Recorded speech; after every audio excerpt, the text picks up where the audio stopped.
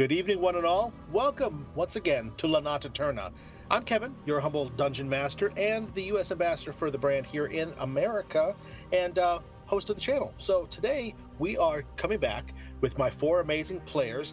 We're going to finish up our four-part arc of Blood Domain, Arc 3 of our big grand campaign, our introductory campaign, where we're teaching you a little bit about Notte Eterna, what all is going on, and giving you little glimpses into the little insights into the sections of the world and what denizens hang out there.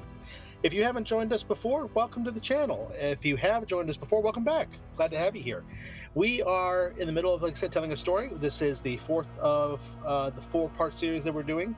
So all of these characters have already been adventuring, established together. They've been having an adventure that's already transpired. And if you want to catch up on any of that, you can head on over to our YouTube. But we've also got previous arcs as well. They're all interconnected, as in they're in the same world, but they are standalone stories, so you don't have to watch them all. You can dive in wherever you want. Different casts, different flavors, lots of cool stuff. So everything we're talking about is in the link tree above me. Actually, it's above Adrian. And yes, right up there. And you can find all of that there and all kinds of more stuff. We'll get more into that later. For now, you guys are here for the big show. We had quite a cliffhanger last time, so let's go around. Let's meet everybody, let's say hello, and let's get everybody into the mood before we dive in. Let's start right here on my left, man of the hour, Adrian, who I was just saying he's stationed up guarding our link tree. Adrian, welcome back, my friend. Good evening. Thanks for having me back. I'm looking forward to this very climatic ending here. My name, of course, is Adrian. I am playing the Wandering Knights, which is one of those new ranger classes in this game system, and his name is Cade, and we have been going into the lion's den. Technically, we're straight on right into the heart of the enemy, and we are here on a goal. We're here on a quest to save Natalya. We have yet to actually get our eyes on her. I know she's close. Yes. After the Countess has been defeated, now we find a larger menace that we are about to confront. I know that Cade is kind of in a precarious situation, him and David, and we are right. Violence is about to start, so hopefully I could keep him alive, keep myself alive, and keep the rest of the party alive. Looking forward to see how the final chapter ends and see what storylines, what lore, and what great setting for these characters to be in, and very much looking forward to tonight. Awesome. Well, cool. Thank you, Adrian. And that was it for the show. Thanks for joining us, everybody. We'll see you next time. No, I tease, but no, thank you, Adrian. It's going to be great. The other side of me is going to be Beth, returning as Isra. Hi. How you doing, Beth? Good to see you as always, my friend. Well, thank you. I am great. I'm excited to keep playing Isra, who is a Karevi warlock. I did have the wrong character sheet up, so this is actually really great because I'm at full hit points. Oh, nice. So things are fine, guys. There's not a problem. It's going to be great. No, I'm really excited to see how everything shakes out. We learned a lot of interesting backstory stuff last time, and we'll see how that goes, but I can't wait. Awesome. Well, thanks for being here, Beth. I'm glad you have the right character sheet now. Hopefully all your saves are a lot lower, and we'll balance this out real quick. So thanks for being here. Head on down to the bottom row. Starting on the left there is Deb, who is returning as well. Hi, Deb. How are you? Hello. I'm so good. I'm so glad to be here. I'm playing Flora. She is a dance macabre bard, and we killed her mom last week. So that's, Yes. Some backstory stuff that we did. Let's see what else we can get into. Yes, indeed. I was as surprised with that as you all were. So good stuff. Good stuff. Thanks for returning. Can't wait to see what you're doing with Flora tonight. Good stuff. Finally, on the bottom there, Miko, who is also the producer here on the stream, heading up all the cool stuff, making the awesome overlay that you're seeing us all on, and the custom art you'll see shortly, and kind of running all the stuff as I just kind of wax poetic. So, Miko, hey, what's up, man? Welcome back. We all love your poetic waxing, Kev. It's okay. Wax Hello, on, everyone. wax off. I am Miko, otherwise known as the OKSGM. I am producing and playing tonight. Don't get to play very often, so I've been relishing getting this opportunity, and I'm getting to play a character that I'm growing more and more fond of every game that we play, and it's kind of sad that this is the finale for it, but we'll see if maybe the future holds something else. We have to survive that long first, though. I am playing Kalim, a cleric of darkness, a homebrew subclass of my own creation that the Notte Eterna guys have said fits in very well with this dark fantasy setting. Go figure. Yeah, let's. I say we just dive into this. What do you think? Let's do it. Absolutely. Cool. So as I said, I'm Kevin, and I will be your humble dungeon master this evening, helping these fine folks tell an amazing story for you all. So as Miko put it, oh so tenderly, let's just dive in. Let's do a little bit of a recap, and we'll talk about part 4 of the Blood Domain. And here we go. It has been 161 years since the god of the sun, Laun, has been stricken down from his throne and imprisoned by his arch nemesis, the god of darkness and deceit. In this time, the world of Nier has changed. The people here now live in an eternal night, for the sun no longer rises, no longer empowered by Laun's strength. Because of this, the people here are hardened, toughened individuals, learned to survive in the hard way of eternal night, ever vigilance, and sometimes doing what is necessary rather than what they would prefer to be doing. Our heroes tonight are no such different people, but in that they are still heroes because they have chosen to rise up and stand against tyranny in its forms. Specifically, they have been tasked by their friend Gregor, who is a man who is from the Blood Domain. Specifically, there was a little bit of a culling that was happening. Once a month for the past 6 months, there have been a small group of vampires led by an aristocrat named Renaris, who have come to the town of Tarash to take 4 young women each time, take them back to the City of Spires, the main central hub of the Blood Domain, for an unknown purpose. Because a special abduction occurred in which 4 young ladies, plus a 5th young woman, Natalya, Gregor's daughter, the half-orc man asked Isra, who he knew, as well as the others who are within her retinue, to rescue his daughter, and it has led them here. They have fought and vanquished vampire foes, including, it would seem, in a strange twist of fate, the mother of Flora, our resident dance macabre bard, a young woman who previously was allowed to escape such a fate when her mother intervened and got her smuggled out of the Blood Domain. As our heroes are here, they have, as Adrian put it, they have not yet seen Natalya, but they do know that she must be nearby, for they are deep within the heart of the Countess's personal envoy and her tower, the Blood Tower, a tall red structure near the obelisk of the Vanquished, a trophy site that exists in the center of the Blood Domain to show exactly what happens to those who oppose the will of the Hjilaki, or high vampires. For in this land, they rule supreme and they go unopposed, except for a new being that is brought into the mix, the Great Dark, a strange, demonic creature that comes from beyond. Its origins are slightly unknown, but what is known is that now it has arrived, it threatens the city, and the Hjilaki, as well as our heroes, are caught in the middle of such things. So, when we pick back up and we join our heroes tonight, there have been remnants and motives going on in the city, and as right now, as we have, the heroes specifically are currently split. 3 of our heroes, which are Isra, Flora, and almost called you Nakanair. Wow, that's a blast from the past, Miko.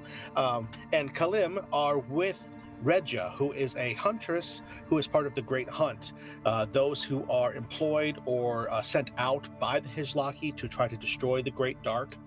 And she is getting them out of a side corridor, out of the Blood Keep, to try to get them to safety. However, as we learned right at the end of last session, the Great Dark has arrived. And in that moment, the night is eternal, as we mentioned, but the eternal darkness of the Great Hunt blurs out all signs of moonlight and all signs of life as it moves its way towards the center of the town. It is a large, hulking form, almost 30 feet tall, with large, broad shoulders. Its features are obscured, partially unseen, but the parts that we can see are almost alien-like in nature. 2 rows of eyes, giving it an appearance of a strange bipedal creature that is not from this world, that tears through, ripping at the darkness and pulling it with it like a death shroud. This creature, as it moves forward, it knocks or steps on some vampires, throwing them out of the way as they try to, surprising to our heroes, scream and run and get out of the way. There is a group of about 36 vampires that are currently after Cade, who is in tow with David, the party's driver, a quiet man who hopefully will make it through tonight because he's just working to get his kids through college. So when we pick back up, we'll do this the most judicious way that we possibly can, playing 5th edition Dungeons and Dragons. Let's roll initiative. Oh boy. Oh boy, yeah. We're getting right into it, guys. I hope you all are here. I hope you guys are all ready, because it's on. Let me do this real quick. We're gonna need this one. I'll do that while they're rolling. Looks like we have an ad flowing on over top of me right now, so I got a little time to flow this around here. Okay. Alrighty, so I'm gonna go right down the order just of how I have you guys listed here. So Cade, what'd you get for initiative? I got a 10. 10. Cool. All right. Isra? 19. 19. Flora? Still reeling from the revelations of last week. I rolled a 9. Ooh, yes. And Kalim? 30-20. Ooh, okay. We're going to go ahead and roll for the beastie here. Just going to go on 12. Okay. You sure he's the right size? Yeah, right? God. Freaking huge. He's so little. Oh, you know what? I better buff him up a little bit. Alrighty. So, specifically when we pick in right now, Kalim, you follow Regia out into the outside, going down a side corridor that leads out of the back of the Blood Keep. You emerge into what seems to be a small alleyway that is between 2 of the large spires. For the City of Spires is aptly named. It is a area that is constructed of tall, thin buildings, columns, spires that rise up from the countryside around. And as you come out to this area in between these 2 towers, you do see, even though there's partially obstruction back here, you do see that the creature that we mentioned before is making its way through the center of town. Now, folks at home and also players, I'd like you to know that the map we have here, this is for scale. This is not exactly what everything looks like, but this is to give you an idea of the scale of what we're dealing with here. That way you are aware of where people are. So as we can see, this large, it's so small. I meant to make it bigger, because these things matter. But the creature is this big thing over here, and this is the group of our players here that have emerged out. So, with that being said, Kalim, you look back, you see this creature. As you could, can you please just roll a wisdom check for me? No save, just a straight up wisdom check. All right. Mm-hmm. Is this something that I can use my knowledge from a past life on? Absolutely. We'll go ahead and do that just because I want the highest possible that I can get. Of course. That is a total of 22. Okay. And in this moment, Kalim, as you look back, you see the creature. I wouldn't say you lock eyes with it because it is huge and large and towering above the city, even taller than some of the spires nearby. But in this moment, you have a direct connection where you meet its general way that it's looking. And in this moment, there is something deeply resonant within you that you recognize this creature. You remember it from a life that you no longer have. Being reborn, Kalim, you died once upon a time, and you were brought back by magics for an unknown purpose. And when you see this creature, it brings back a flash, a glimpse of memory. A creature exactly like this. No, this exact creature, upon looking at this beast, that actually bore through and destroyed a town much like this. A town that you once lived in, a town that you once called home. And in that moment, when you see that, you have a glimpse. Your eye briefly settles on the needle that is through the lapel of your shirt, placed there by Israel last session when you all found it in this creature's lair. So, what would you like to do?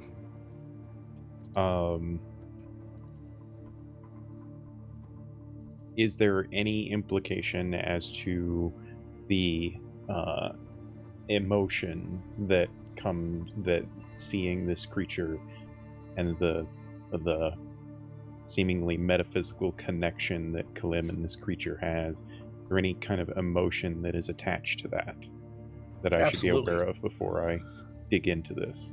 Oh yeah, no, absolutely. I think, as we've established in the previous 3 episodes, your perceptive skills are extremely high. So I think in this moment, you are aware of yourself, you're aware of the creature and the bond that you have with it. Specifically, there is a feeling of anger, of loss, and maybe even of fear on a certain level. But because you rolled so high, you're able to stamp that down in a way. You are a stoic man, as we've also established, and so you're able to control and compartmentalize those things. But there is a distinct feeling that you have, a feeling of vengeance. Part of you wants to destroy this creature for what it took from you. And a single name comes into your mind again: Sophia. Okay. As Kalim stands there looking at this creature, that rage kind of swells up within him, and he starts clenching Flora, because he's still holding Flora in his arms from fleeing that room. Mm-hmm. And he starts like holding her tight enough that she flinches from the how tightly he's holding her, and he looks down at her. And I feel like that's when fear overcomes his sense of vengeance, and he will simply look at Isra, and she will see that fear in his face, and he will say, "Flee now." And I am intending to get the fuck out of here. Okay. So I will start by using my Shadow Walk ability, which, as a bonus action, allows me. I'm assuming this is near, so everywhere is dim light. But I'm assuming that there is enough dim light and shadows that I can get and run and get an additional 120 feet away. Absolutely, yeah. There is plenty of shadows that are, even though this is the eternal night, the moonlight does reflect and have some around. But even without needing to look for them, shadows abound all over the place here in the City of Spires. So yeah, you're able to find them quite easily. Yeah, so I don't think Kalim has a sense of direction necessarily to go, but as he's looking at Isra, he will just kind of gesture with his eyes in a particular direction, something that she is used to with him and his teleporting shadowy ways. And I'm going to just go north. I'll just call it north for now, since we don't have a full spectrum picture on the map of where to go. I'm just going to say north. Absolutely. Before I go, I will say, "This is not our fight now." And that kind of wavering in his voice lingers. It's bonus action teleport, movement, action to run, like dash action, full 9 yards, get the fuck out of Dodge, 180 feet away from my previous position. Did you take Flora with you? Yep. Okay.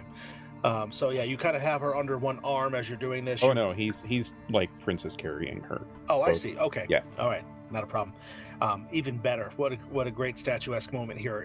So as you carry Flora, you are just, there is just a sound, almost like a faint breeze, the rustling of leaves you would hear across the stone ground as you just kind of move through the shadows and take her with you. Isra, you watch as he disappears, into these shadows. And what would you like to do? You see the Regia is standing next to you. You both have the same initiative, but I will let you have the higher because you're a PC. So I should have also mentioned, Deb, oh, yeah. if Flora did not want to come with me, she can resist it and not come with. It's entirely up to you. She would not have the wherewithal to resist at this point, I think. Okay. So Isra has been hit with a wave of terribly unpleasant memories. She too has seen this creature before, and it ruined things last time. She also hasn't seen that look in Kalim's eyes, but for one time. And he sees. So in this moment, if you could, Isra, tell us exactly what memory flashes to your mind about that day. So about the secret that you keep from Kalim. As Isra sees this hulking shadow monster, she's pulled back to a town square, a place that she lived comfortably for the first time in her life for a while. And she sees a tailor shop, and she sees a woman standing with her, working together at a table. A very familiar, welcome sort of memory. And then sounds come in, and the buildings start to crumble, and that woman is crushed. And Isra remembers that Kalim is out making deliveries, and she runs into the town square. She sees this man who showed her kindness for perhaps the first time in her life, fighting alongside some other very brave people. She tries to fight herself. She gets in a couple good shots, and at one point she gets swiped pretty. She still has a scar across her back, and it aches in this moment, but she is clawed down by this monster, and as she's able to turn and move to get up, she sees this beast sort of stabbing down with some sort of spike. She doesn't know what limb it is, if it's a tail, if it's what. And as it comes to her, she sees Kalim shield her from that blow and become impaled on that spike and lifted into the air. And she continues to fight, and he falls, and she's not able to go to him until it is too late. And she's a bit broken. And then he comes to, and he is entirely different. And she hugs him anyways, even though he can't recognize her with the way that he's looking at her. As the two of you regardless, regardless, she doesn't care. It's him still to her, and she has to seek comfort. Absolutely. As the two of you embrace, as the battle and destruction rages around you, as Serathis is attacked and destroyed by this monstrosity that came from the meteor above. It is the Iraqian druid Thalos who surges forward. There was a gesture. He holds up a gnarled, withered staff, and green energy siphons out of it, slams into the creature's hide that forces it away from the two of you. And in this moment, there is a figure off to the side. Before you've truly properly met him, a man, a younger knight, as it were, before he dons his dark helmet that marks him as the wandering knight that he is. His handsome features flashing as his hair whips as he turns around to see what's going on. Cade, in this moment, you are seen in this memory as well. But we flash back to the present as Isra, you are doing what? So she sees Kalim taking Flora and getting her out of here. As he is always the protector. And she will kind of just make some space between herself and what's her name? Regia, thank you. And she will attack. She's going to send 2 Eldritch Blasts at it. Okay. Well, the first one is an 11, so there's that. As it streaks forward, they split, and as they split, the first one just streaks off out of the way of the creature. It almost seems to singe through the shadowy parts of its form, not making contact with anything. So she's obviously shaken by this entire moment, all of these like thoughts and emotions rushing towards her in just a few seconds. The second I rolled a 2, so both of them miss, and she, in her frustration and grief, will tap into her connection with the dead, and I will use some of my shadow points to once again, as you heard up in the tower, emit this spectral scream directly at this creature, and it has to make a wisdom save. DC is 16. Okay. All right. On the die, it's got a 15 wisdom, you said? Plus 1 will make it exactly 16. Okay. So it's not frightened of me, but I feel a little bit better having screamed. So that will end my turn. Okay. As you scream, the screams of the spirits that you channel as a medium, being a spiritualist warlock, scream as well. A chorus of sounds that come out in a cacophony of just death and fear, typically. This creature, even though it rolled so high and it's safe, is also immune to fear, but you wouldn't know that. But the sound echoes and permeates off of it. The huntress next to you, Regia, she draws up her bow and she goes, "Get out of here! Follow your friend," and she is going to fire at the creature twice herself, just trying to buy some time. Both of the arrows streak forward. They both go into the center mass of this creature, but pass through it somehow. One of them actually explodes on the way. There is a rain of sparks that come down and bounce across some of the nearby vampire guards, who, in their all typical androgynous, beautiful features, their helmless faces, they are all fighting the creature, trying to hold it off. You hear one of them yell, "Protect the Countess," and things of this nature. They're not aware that the Countess has been slain, but they fight on. And with that, it is going to be the beast's turn. As it continues to move forward, it doesn't seem to be too affected by the fact that you tried to frighten it, or the fact that you're trying to blast it, or the fact that arrows just exploded out about it. As it moves, it turns its head back and forth as if looking for something.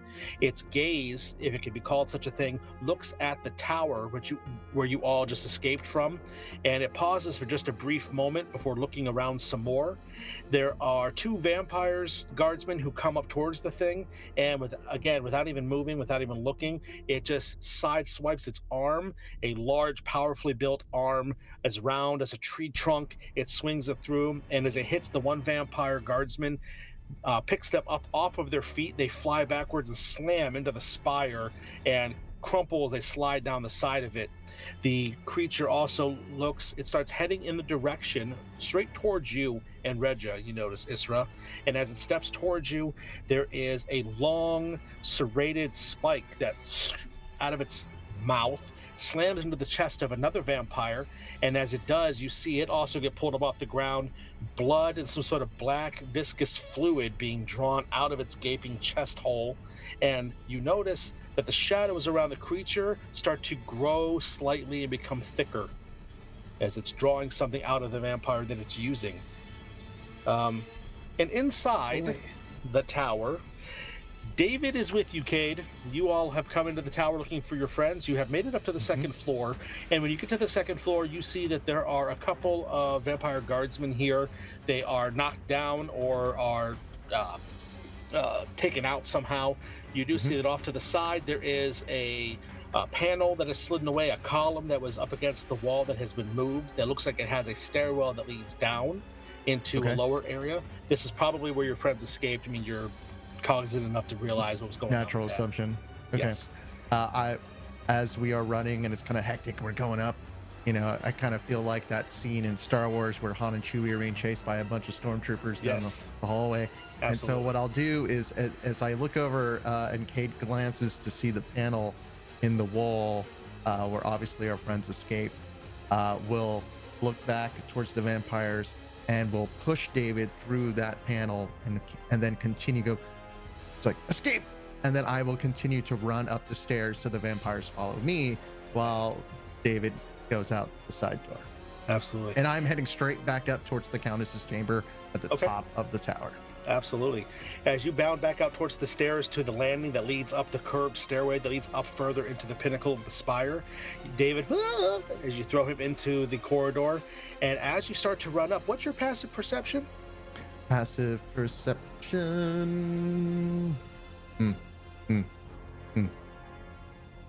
It must be 50, you know. Where is it on my sheet? I'm looking for it. D&D Beyond, it should be on the left side below your ability scores. Oh, yeah, there it is. Sorry. 17.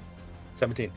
As you start to move your way up, you hear the sound through all the din of all of this. You are a hunter, you are a wandering knight, and so you have honed your skills to pick up sounds of obstruction, sounds of problems nearby. You hear a young woman's voice, "No, please!" And someone, you can't quite make out what they say, it's lost in the din of everything, but you distinctly hear that voice coming from above somewhere. Is this a voice I've heard before, or it is not someone? No, Okay, just someone. All right, well then I will pick up the pace and head towards the person who's in distress. Okay. As you continue up the landing, there are the vampire guardsmen who followed you and David into the interior of the spire. You glance over your shoulder just slightly as you turn towards the voice and head up the stairs, and you see that there are 6 of them that are coming up the stairs behind you. This is quite a bit. You've fought vampires before, but this is a lot, you know. So you go further up into the spire. Outside in Kalim's arms, Flora, there's been a lot going on.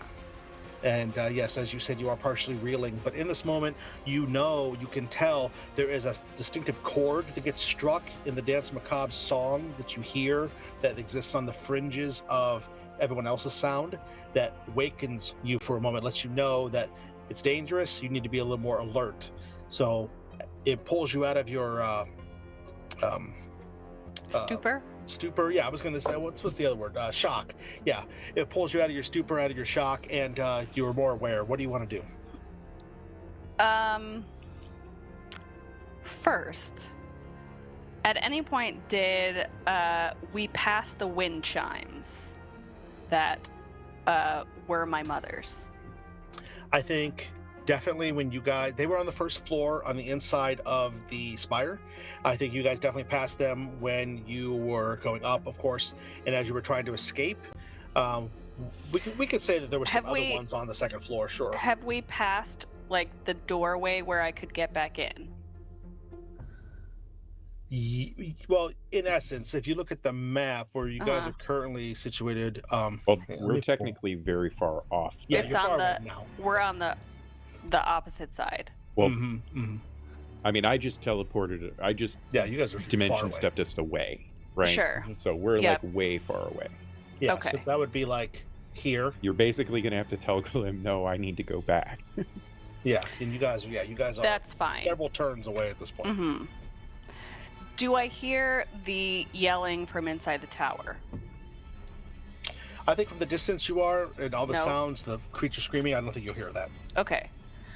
I think once we get far enough away and the song starts to creep into my mind, I will shake off the shock a little bit and start to fidget a little bit enough so that Kalim knows to set me down, but I won't like actively push him away or anything. I'll stay near him. Okay. Does Flora say anything? No. Okay. Alrighty. So again, with all this commotion, this hubbub going on in the central of the city, vampires are running up trying to stop the Great Dark. You can hear them calling for reinforcements, things of this nature. And you actually hear one of them call, summon the Hjilaki! And Kalim, you see the Flora is, I wouldn't say struggling is the right word as the way Deb put it, but you could tell that she wants to be put down. You can tell that she has something else she wants to do. Again, because you're super perceptive, I think you pick up on this pretty readily. Okay. Is it back to my turn? Yeah, it is. Okay. Then I think Kalim will set Flora down, and I think in that moment he's going to just reach up to her face and like gently tilt her gaze up towards his, lock eyes with her, and just say, "Are you okay?" I am now.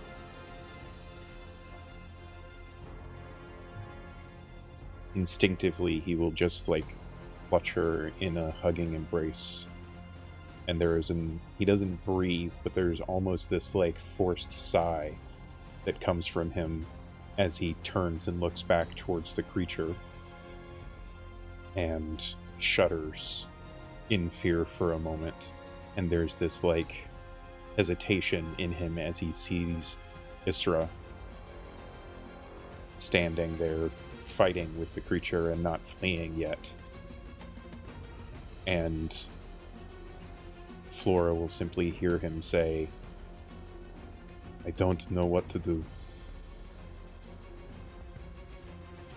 We will wait for her. And if she needs our help, we will go back.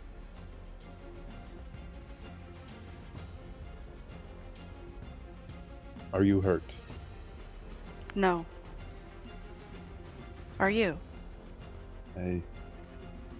Yes. And he will look down at like one of the gashes across his chest and kind of like haphazardly just cast a cure wounds on it. Okay. And we'll get back 14 hit points. All right. The two of you stand there. There is a different change in the Dance Macabre chorus again as his magic sweeps across, shadows knit some of his undead flesh back together. And Isra, your friends are talking about you. Your ears must be itching as the creature has stepped forward. Which reminds me, I didn't actually move this creature, so sorry about that. The creature's right there. Oh, brother. I didn't see where you're at. Where are you at? Did I not have a figure on it? No, I'm over here. Oh, there you are, right there. The one that looks just like you. Imagine that. Hey. Hey-o. Okay, yep. It is I. Okay, so seeing that her last attempts did absolutely nothing, and Cade isn't here, and Kalim ran, she's going to start moving in the direction that Kalim and Flora went. With that, As you begin to move, could you please make a wisdom saving throw?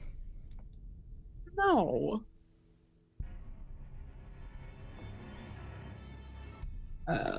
13? 13. You did try to tempt this creature with the horrors that lurk within you, but this creature is a being that is from the far beyond. It is from the abyss itself, and because of that, it has a certain fear and darkness within it as well. You feel that reach out like a cold hand caressing your cheek, and because you fail your wisdom saving throw, you are going to be frightened for the next minute. Now you can try to make these checks again at the end of your turn to see if you break out of that, but you do have that going on. So you have the frightened condition. Okay. Yes. So we'll keep that in mind. When I'm frightened, I can still attack, but I have disadvantage, right? Yeah. That's okay. correct. Oh fuck. Okay. I'm gonna keep running. I'll stop at the end of my movement and turn around, and I am going to just like a last-ditch effort before I just try to book it for the rest of this. Isra will send a wave of energy that comes from within her. And I would like for the big scary boy to That's his official name now, Big Scary Boy. yeah, BSB. Yes. Can you make an BSB. intelligence saving throw for me? Oh, sure. DC 16? Well, he'll love this. Is he smart? I don't know. 7.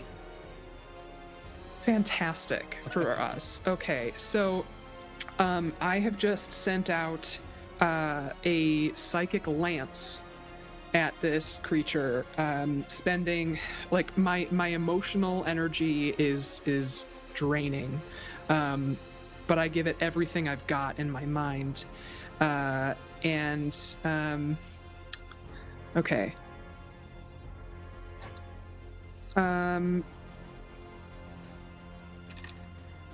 It's incapacitated until the start of my next turn. Oh. Wow. Boom. And it's gonna take 7d6 psychic damage. Ooh. Shitty rolls. That's 21 points Wow. of damage. All Love right. how you think that's shitty. Yeah, I was just like, damn. No, there could have been higher numbers as well.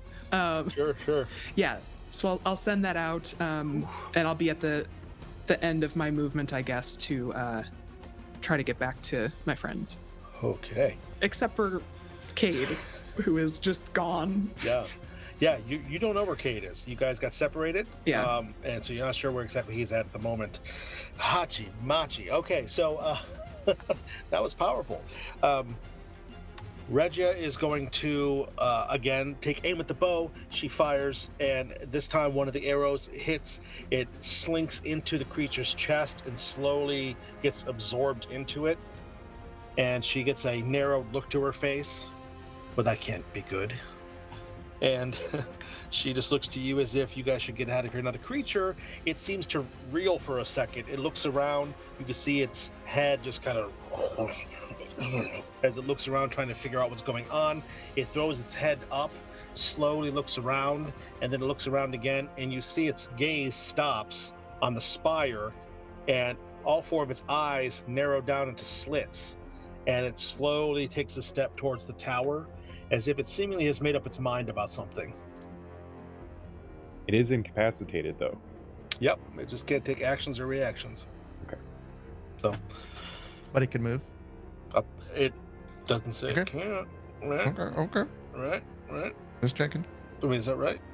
Movement is an action, technically, but, powerful Okay. creatures such as this can sometimes do Okay, things you know what? anyway. It's so. fine. We'll just say it looks to the tower then. That's cool. We'll give it to you guys. We'll give it to you guys because Beth, that was clutch as hell. So, all right. Thanks, Kev. Hey, that's what it is. Inside, Cade, you continue to move up. As you do, you feel a dark, ominous presence outside. Outside the tower. Outside the walls. spire. Yep. Okay, so the spire wall is protecting me from the darkness that's on the other side. It could possibly be. Maybe it's your helm. Maybe it's your shield. You're not sure, but yeah. All right. Something keeps a darkness at bay. Well, I will continue to head towards the screaming, Okay. running up the stairs. Okay. I have my sword at the ready, unsheathed, and my hand crossbow. No, we'll use the shield. Okay. Sword and board. You get up another 2 flights of stairs, and as you get up to this floor, which will be the 4th floor for those of you keeping track, 5th floor, those of you keeping track at home, you see that there is a door that's open here now that was not open before when you and your companions came up to go find the Countess. Inside the door, you see that there are 2 vampire guardsmen who are manhandling a young woman. She has dark auburn hair that looks like it was once half up in one of those styles that is common for this area, where it's got like a higher top, hair pulled back, and the rest is flowing freely.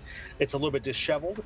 Her gown, peasantry type clothes, are an off-green kind of color. She has a certain familiarity about her. You can't quite place why you would recognize her, but she has a certain look to her that you recognize, that she looks familiar. And she is being manhandled by these 2. Looks like they're forcing her over towards what looks to be a table that has straps on it. And the one of them says, "The creature's here. You will not fight. This is what you were brought here for, you little wench." And he drags her along, and it's your turn still. Just to refresh my memory, how many floors are in the spire? There are 10 floors to the top of the spire. Yep. Okay. So these 2 vampires are attempting to place this familiar woman onto this table that's filled with that has straps, obviously for some sort of sacrifice. As I am running in, I know I'm bringing some people behind me, which I'm assuming are not going to be stealthy and quiet.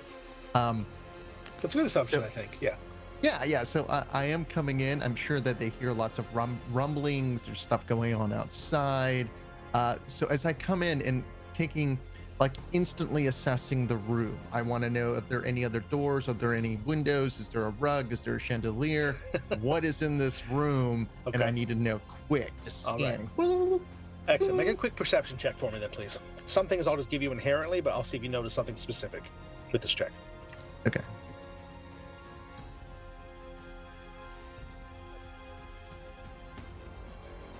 What is it? 17. 17. Okay.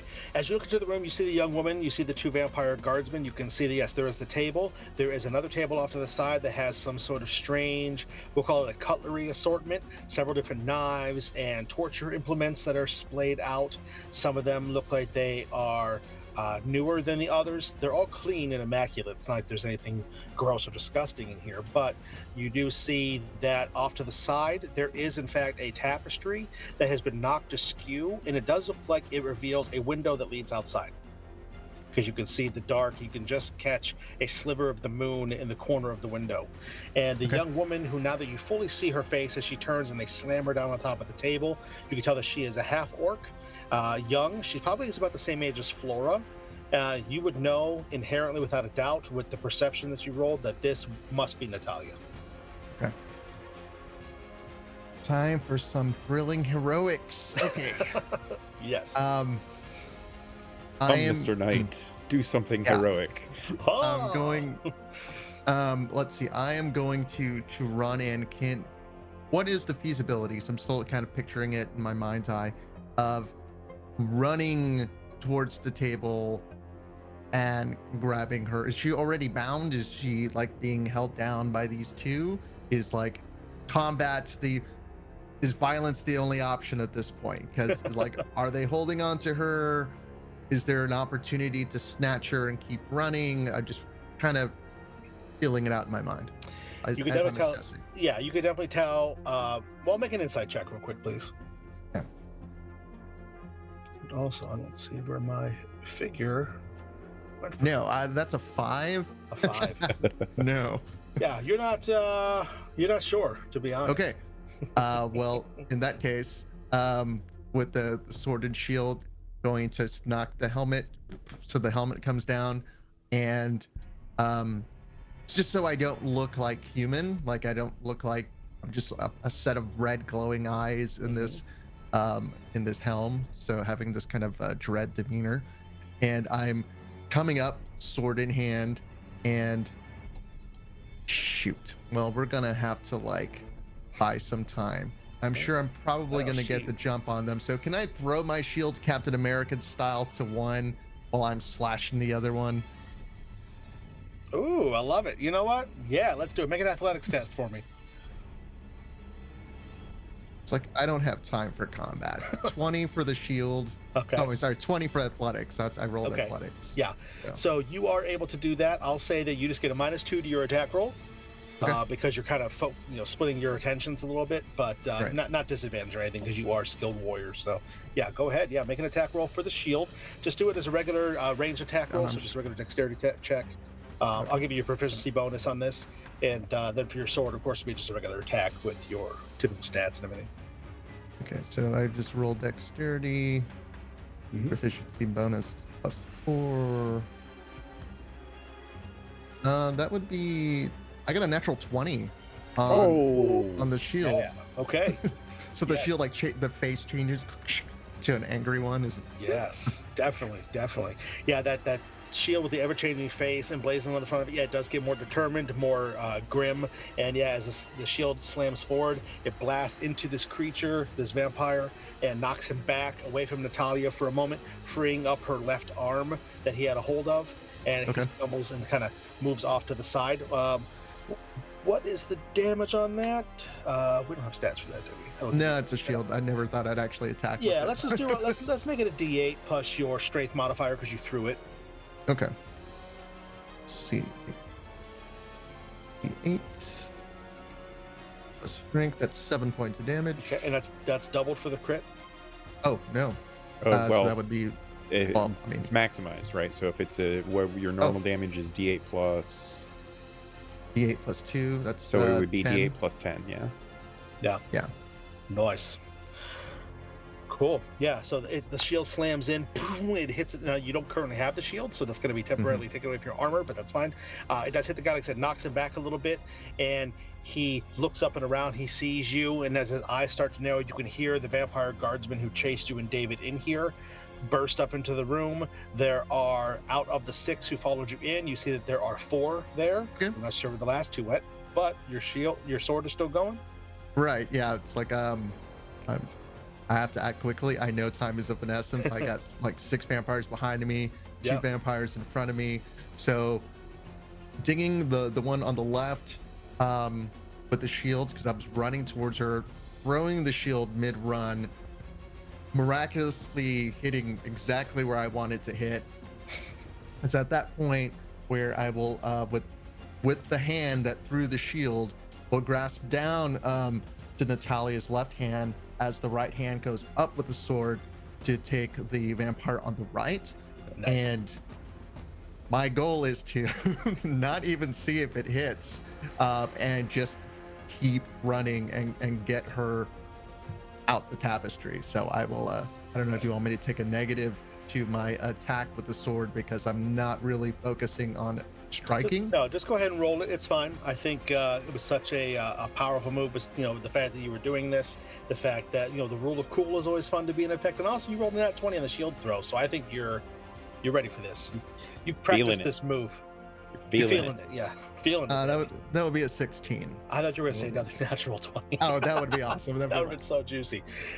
Yeah, the sword comes up, and even though you're just trying to use it to deflect the vampire guardsman away, it does slice up. You see it sever through part of their armor, and there's a part of their shoulder pad that kind of slides away as one of the straps gets cut, and there is a gout of deep, dark blood that kind of sprays out the side, and he stays by the table, kind of gets knocked back a little bit, and you do grab a hold of Natalya. She looks around, up at you a little bit confused, realizing that you're here to help. She doesn't kick or scream or fight against you, and she is going to, because of how this is playing out, I'm going to have her just kind of work on your turn as well, instead of David, since you threw him down the escape shaft.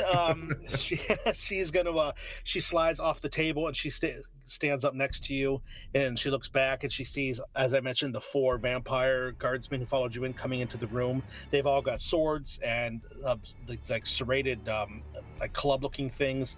You've seen them have these things before. She just looks to you and she goes, "What now?" Looking back and forth.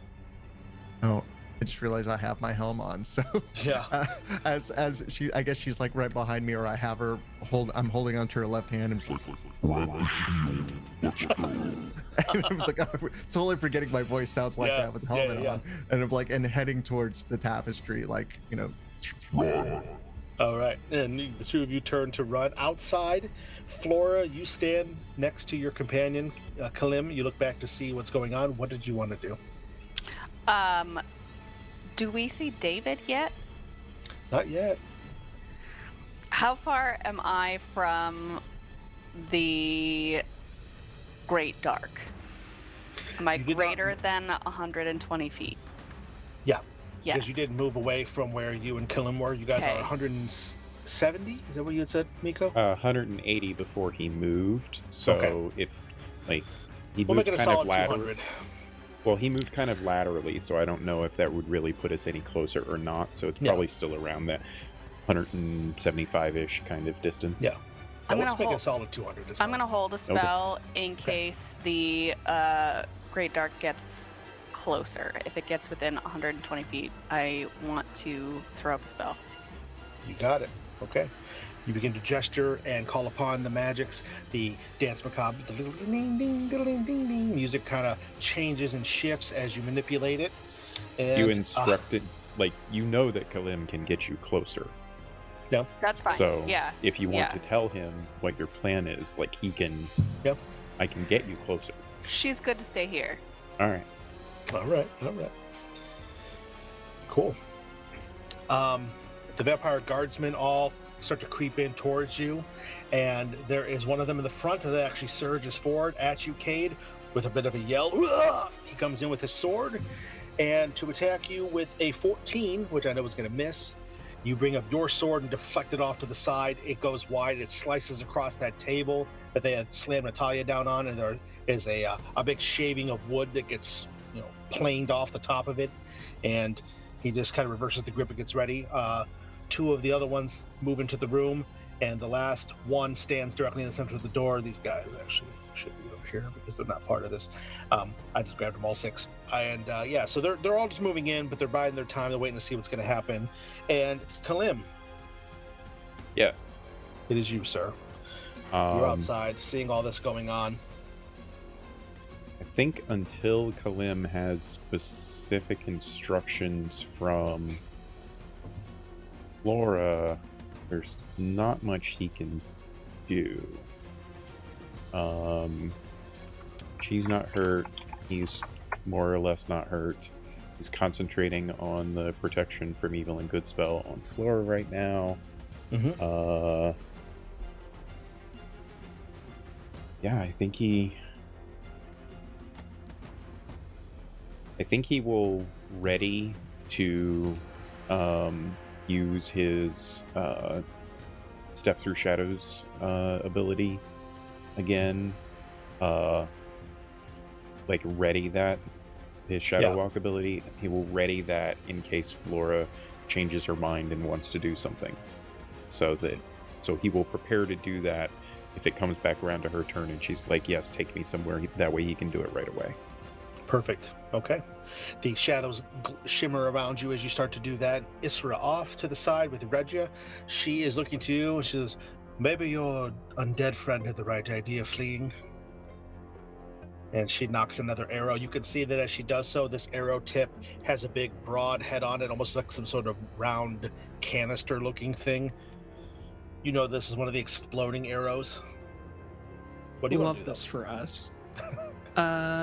I am going to... Is Isra still frightened? Did she do a save at the end of her turn last turn? Yeah, she'll do that at the end of each of her turns, so you are still frightened for now.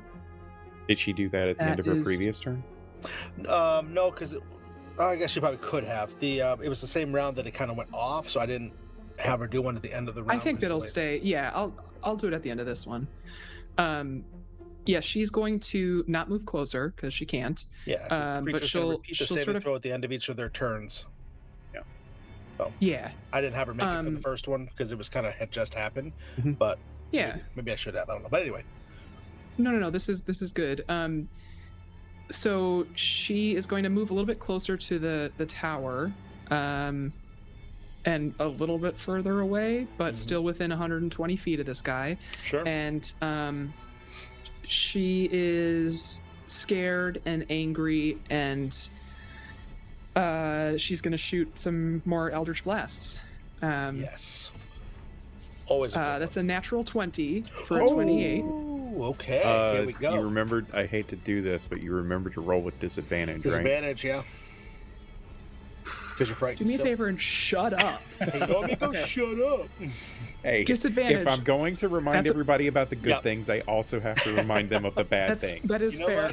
I just wrong. forgot. And no you know sweat. What? I was actually just opening my mouth to ask, is that what disadvantage? So, Just mute yourself. You had two people that all good. How about a 15 then? 15. This is just a regular attack, right? Yeah. Unfortunately, the 15 is not going to be enough. So the Eldritch Blast does go wide again. And not so much goes wide as it's phasing through parts of the body that are made out of shadow, and there's darkness that's wreathed around it. It just cuts through it, and you see it just sizzle out the back of it. Okay, she sends out her second one. 17? 17 makes contact. You see the Eldritch Blast as it splits off of the main one, slams into this creature's chest, and spreads across its form. What's the damage on that? Yeah, having missed so much, she tries to send out a little extra oomph, and I will add my Vessel of Souls ability to this, so I can add an extra D8, just calling upon the spirits of the dead. So 5 points plus 1. I rolled 2 1s on my damage die. It's not going well. So 6 total points of damage. Hey, you know what? Which is that's 6 less hit points that I had before. So that's true. And then, oh boy, once again, I am. I'm gonna scream at it again, I guess. Or is it still frightened? It wasn't frightened in the first No, it was never frightened. No. That's right. Nope. Okay. Just you. You were frightened. It has to save, and it's actually immune to being frightened because of what type of creature it is. Oh, balls. Yeah. All right. Well, then I'm just gonna scream in general, and call it the end of my turn. Scream in frustration. You get to do your save now. Yeah. Yep. And now please make another wisdom save to see if you are still frightened. Okay. The DC is a 14. 17. Nice. So, because of all of this going on, just the reticence of the fear, the fact that you're over it, you shake off the fear effect. You're able to stand toe to toe with this thing again if you need to. Regia is going to go to raise up the bow, and she stops for a second, squints her eyes, and instead she reaches up onto a small little pocket that's sewn onto her shirt. She pulls out a small stopper, like a little bottle, and she flicks off the top of it and chugs whatever's inside of it, this weird glowing, like a blackish goo, like a slime almost, that's got little orange flecks in it. And then you see that there is a glimmer of light that goes across her eyes, and then she is going to fire at the creature because she can do that kind of stuff. And with the arrow is going to fly forward, it explodes directly near the creature's head, and as it does so, the creature has to make a save, which it does not because it rolls a natural 1 plus 1, so 2. You see the creature suddenly go, and it's like looking around as if it can't see all of a sudden, which is interesting for a creature like this. And she looks back to you as you're moving off to the side of it. She says, "This girl better be worth it." And she is going to move over to where you are. The two of you are reunited. And speaking of said girl, the creature, it's still incapacitated, correct? How long was that last breath? Remind me. It's over. It was till the start of her turn. Okay, that's until fine. her next turn. Okay. The creature is trying to figure out what's going on. Again, it's kind of looking. It's just kind of clawing its arms. Just large roars filling the air. And inadvertently is smacking vampire guardsmen around. You can see the shadows are moving around its body, wreathing it with different magics. You can see that blast that you made in its chest. Looks like it's partially shrinking as it does this. And then it is going to be inside Cade. You are standing there. The vampire guardsman guy is kind of up in your face, and Natalya's off to your side. What do you want to do in this moment? Like any good knight, especially one that wanders, I will wander my ass out of there. I'm going to run. Now, you're not going to meander your way out, right? The assessment, as I'm looking out, is now I'm looking at two options. There is the tapestry with the window, where there's 5 floors of certain doom, and then there's the door that we came in that has the staircase to go to either go up or down. Is that correct? Is there anyone in the way of either of those options? Yeah, the guardsmen who are blocking the doorway where you came in are in the way of the staircase that goes up and down. It's the only way into the room. So that would be let me get the pointer here. That would be here. Okay, so those two are guarding the door. And then the archway is over here. It's roughly below the same place where the Countess tried to throw you out of the window last time when you battled her. It's roughly, so it's directly across. So there's nobody guarding that. Well, what I'm going to do is, with Natalya in tow, I'm still have her holding onto her arm, and we are going to make a run for it, triggering obviously attacks of opportunity on myself. But one of the Wandering Knight's abilities is Shy Step. So every person that attempts an attack of opportunity will attack me at disadvantage. Oh, yes. I love it. Okay, so that is going to be both of the guardsmen. The one has the sword. Well, there's 3 guardsmen. So it'll be the 2 of them the way they're positioned. The other one, he's still messing around with your shield or whatever. Although Natalya is reaching for that. Okay, so to attack you with the attack of opportunities, the first one is going to be, because of the disadvantage, going to be a 7, which will miss. The other guardsman, because you only get 1 attack of opportunity, you're not going to do multiple attacks, even though they both have multiple attacks. So the second one is going to, with his disadvantage, get a 17. 17. What is my armor class? Oh, I don't have my shield, so that will hit me. Okay, so the second one hits you with his sword, which is basically, for our intents and purposes here, it's a long sword. Are you saying Cade can't throw his shield that defies the natural laws of physics in the universe and have it come right back to him? Just comes back? Yeah, right. Exactly. It only makes faces. That's it. So this guy's going to get you for 9 points of slashing damage as he just reaves up through your back with the longsword.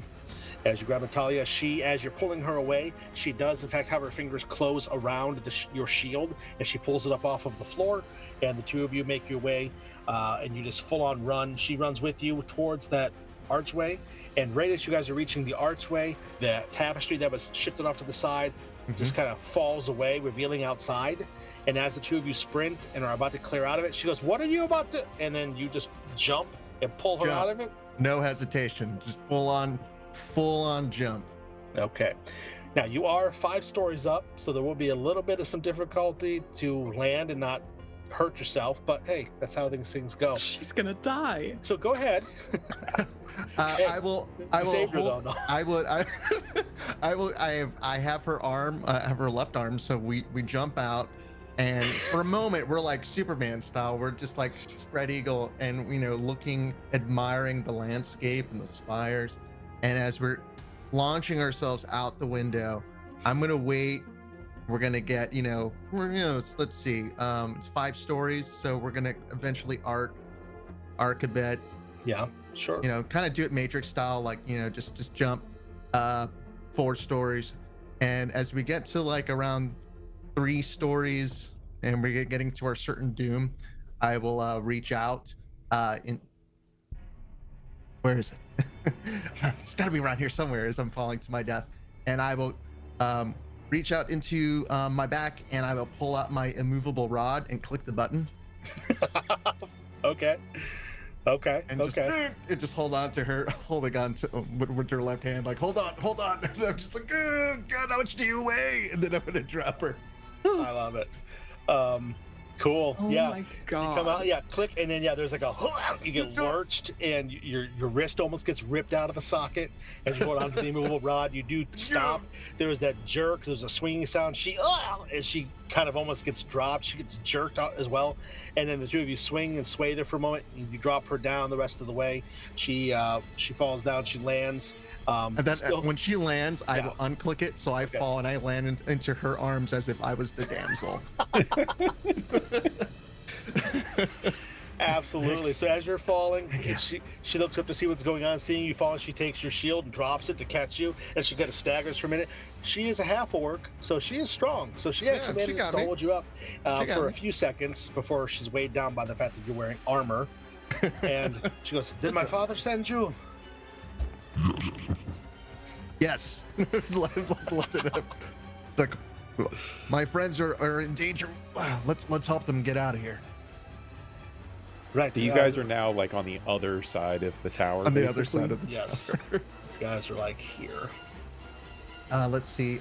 She probably doesn't have any weapons. She does I could not. probably give her one of mine. If only David was here. If only David. Please tell me let's see. David comes out beside them as they like fall to the ground, and David sees the real hero of this adventure, which is Natalya, princess carrying Cade. That's right. Yeah, as the two of you stand up, you know what? You actually do. You see David. He comes forward. He's got that sword you gave him, cradled in his arms like a baby. He's looking around, wide-eyed, his hat slightly askew, but he didn't lose it. And he looks around. I surprisingly, I found my way out the same time you did. Is everyone okay? You must be Natalya. Hello. He kind of messes with the sword, tips his hat. Hello. I love how unflappably calm David is during this. I know, he's seen so much that he's just kind of just like, yep, another day. Hey, he's a carriage driver in the eternal night, my friend. I'm going to hand Natalya one of my swords, and I will take back the shield and look over at David, look over at Natalya. New group. Pose and start, and then run to where all the screaming's happening. Okay. Hey, the NPC whisperer. Yes, that's it. Well, hey, you know what? Back in the old days, there was the leadership feat where you got a bunch of cohorts, and Cade's just starting it now, you know? Alrighty. So, elsewhere, Flora, you can see the creature. It looks like it is maybe blinded or distracted somehow as it's looking around kind of confusedly. You might be able to press disadvantage if you want to do something to it, but you don't have to. What do you want to do? Flora's gonna message Isra and say, "Do you want us to flee or fight? I don't know what a fight with the dark will do to Kalim." How much time do I have to respond? Because you can respond to this message. Yeah, you can just respond to it.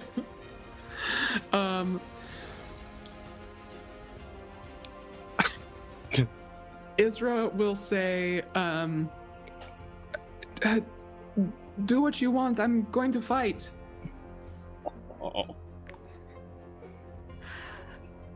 Flora will look up at Kalim and say, "I guess it's a fight. Get us back there." Okay, so my readied action will go off. Yes. I will bring us 120 feet closer. So actually, I'm guessing that right about there at the edge of the battlefield is appropriate. Sounds right to me. Yep, definitely.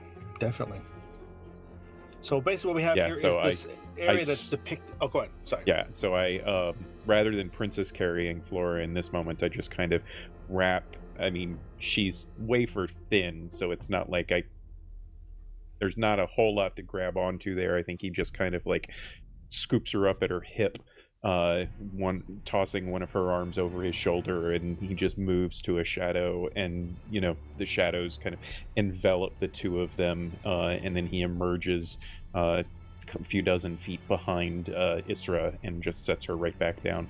There's probably, as he goes to set her down, though, there is a hesitation, like a concern of like wanting to keep her out of this danger, but at the same time wanting to do as she requests. So there's this like moment of, from Flora, like, is he going to put me down? And then he eventually does set her back to her feet. Definitely. So as the two of you shadow walk and teleport through the shadows to get closer here, you're going to see from your vantage point a familiar face. It's going to be Cade, who is coming out from around the building over on this side, and he seems to have a young woman in tow, and David, who is still carrying that sword like a baby in his arms, just kind of looking a little bit concerned. The nearby vampires are all standing at a distance that is, you can tell they're still engaged with the Great Dark, but they're not fully engaged with it. They're right at the edge of its reach, and they're looking ready. Some of them have spears, some of them have their typical swords or club-like weapons. There's no more of the, we'll say, the commoners, the humans, those who are the slaves. No one is like that is around. They seem to be hidden away elsewhere, and you all are kind of seeing each other, taking a moment. You all start to reconvene and come back together in this moment. But Flora, did you want to do anything when you emerge out of the shadows as you all are coming together? As a bonus action, I am going to give Bardic Inspiration to Kalim. Nice. All right. Love that for you. That's a D8, D10. I think it's a D8. I think it's a D100. Oh, of course. That sounds right. Yeah, it's a D8. D8, perfect. Okay, yeah. So Kalim, you have that D8 you can use within the next 10 minutes for inspiration. Wonderful. Very cool. And so you all coming together. I'm gonna, for the sake of argument, if we're using the battle map still, you guys are all back here on the backside of the tower. The creature is still futzing, trying to figure out what it's doing. You all are coming back in. Is there anything you all want to say and do to each other in this moment? You have a slight lull in the action as you're all catching back up, maybe try to formulate a plan. It's still in that quick, fast, sporadic 6 seconds, but it's not going to be a full-on, like, now what do you say? Right. Now what do you say for Right. combat rounds, because it's tedious. So what do you guys do? What do you guys... Before we hear. get into that, is there any, because as you kind of implied earlier, Kalim has a connection to this creature, right? Indeed.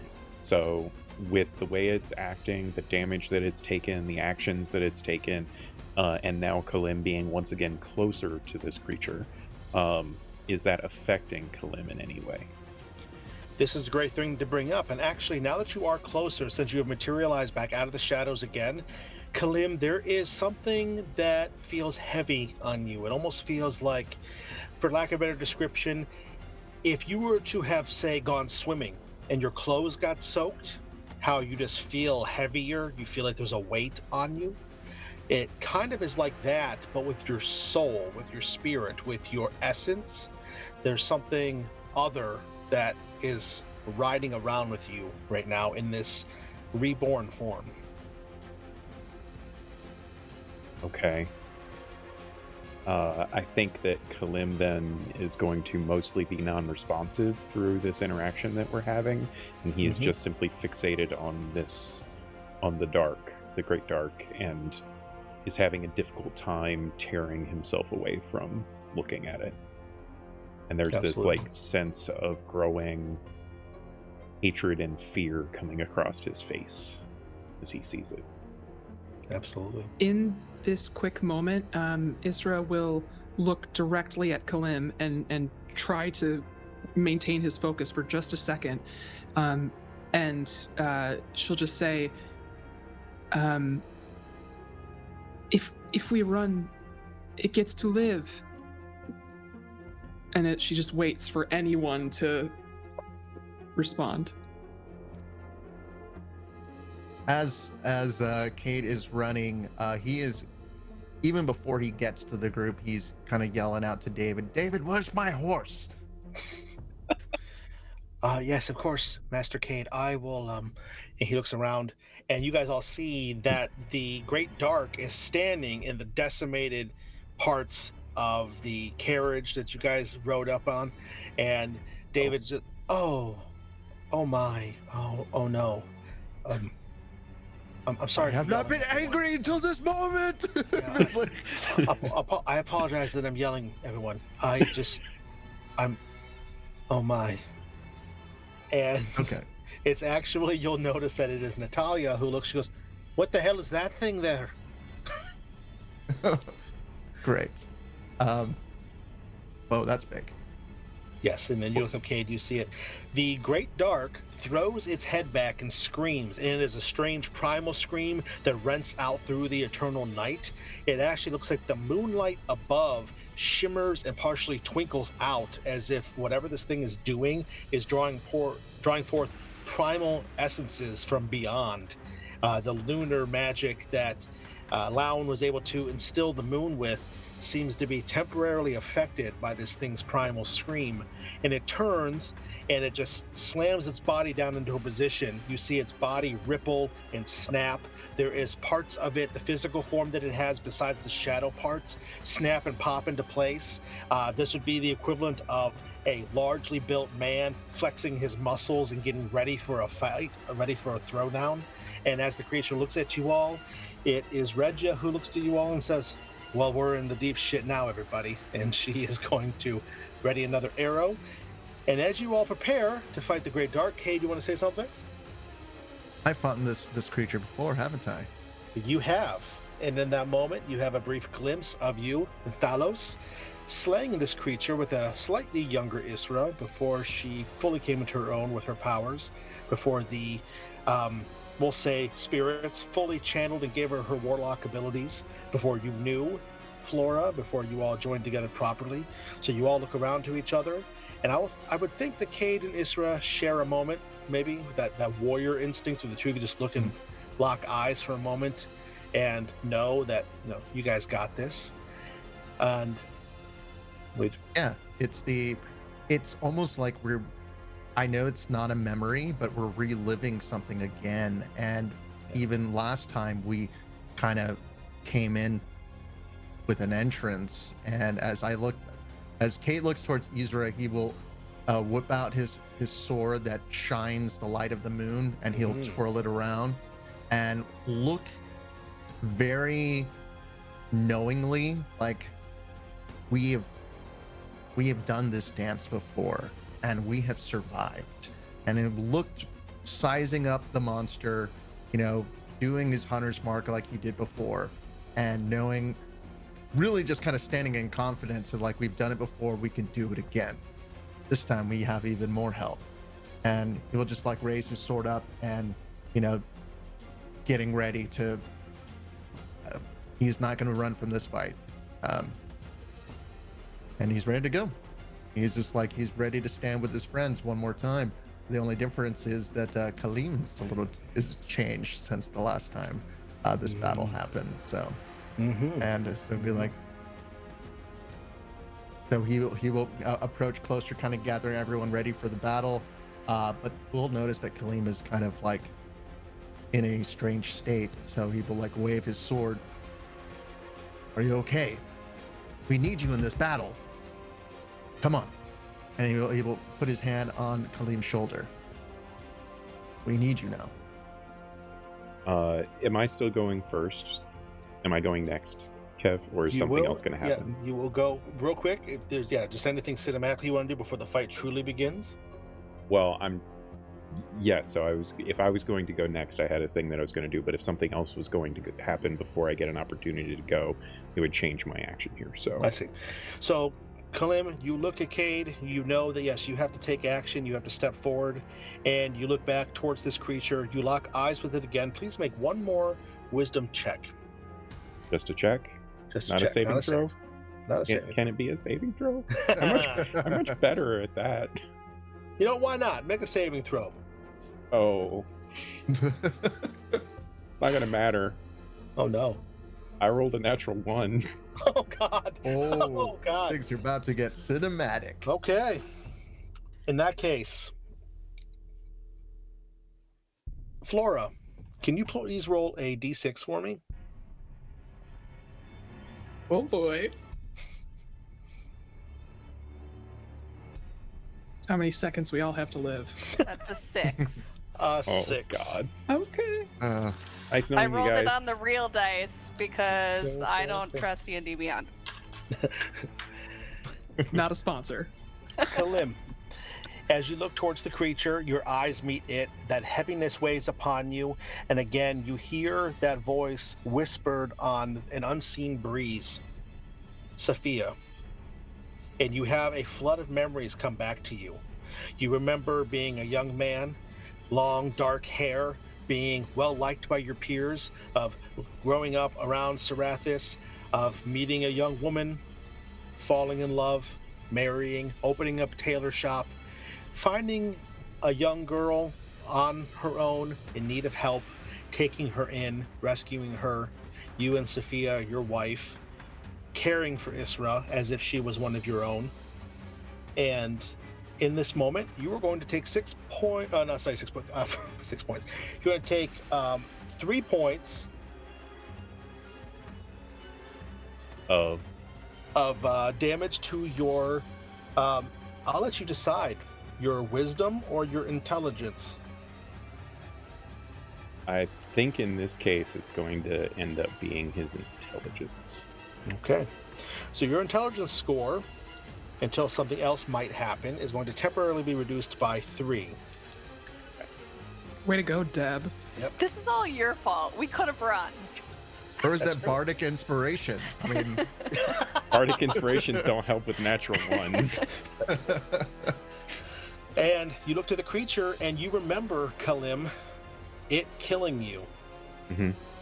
And the magic that somehow Flora has, on some strange level, pulling you back from that dark, from that depths, from that end. And in that moment, you see in the periphery of your sight, Sophia, almost like she's watching the fight that's about to transpire with all of you, a look of sadness on her face. Okay. I think Kalim is wordless or speechless as he looks at Cade for the briefest of moments as Cade tries to like snap his attention to. And then he looks over at Isra with tremendous sadness. And he then turns towards Flora. He doesn't look at David, but he does turn towards Flora.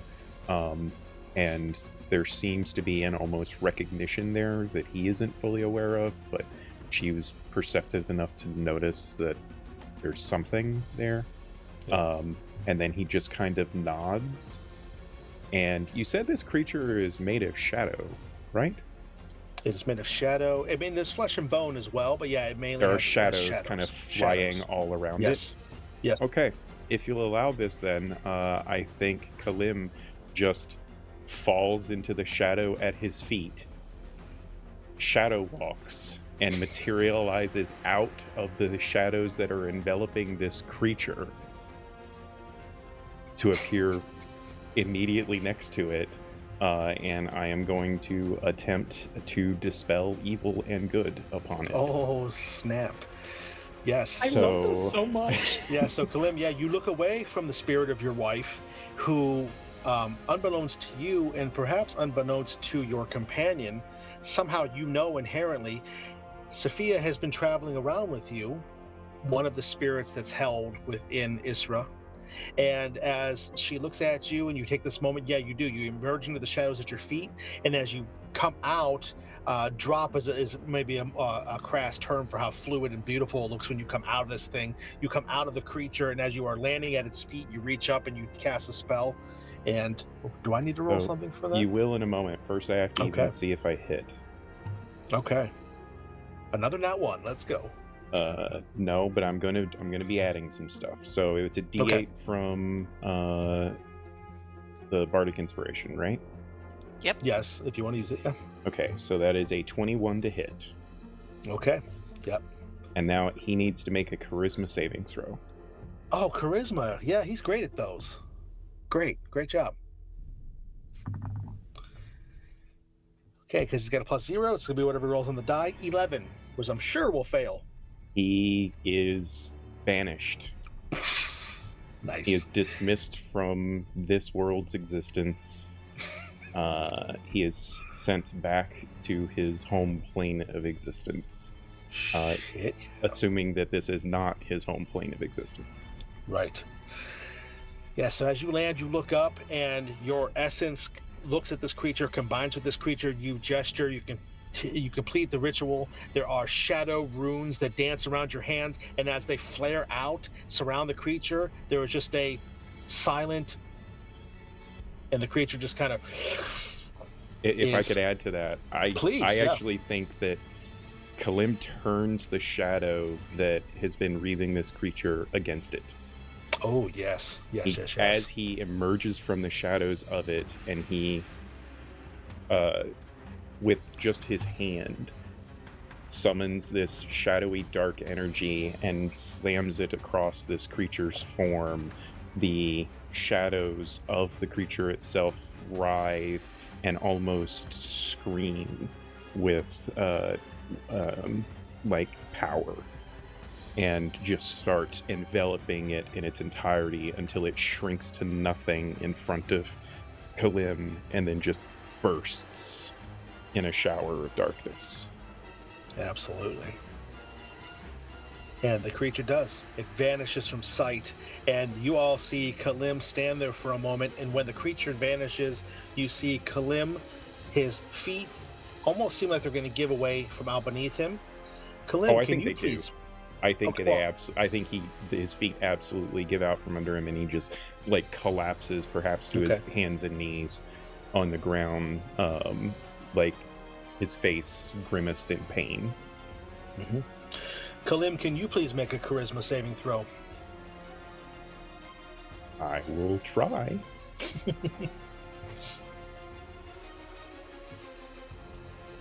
God, it went from an 18 to a 5. I have a 10.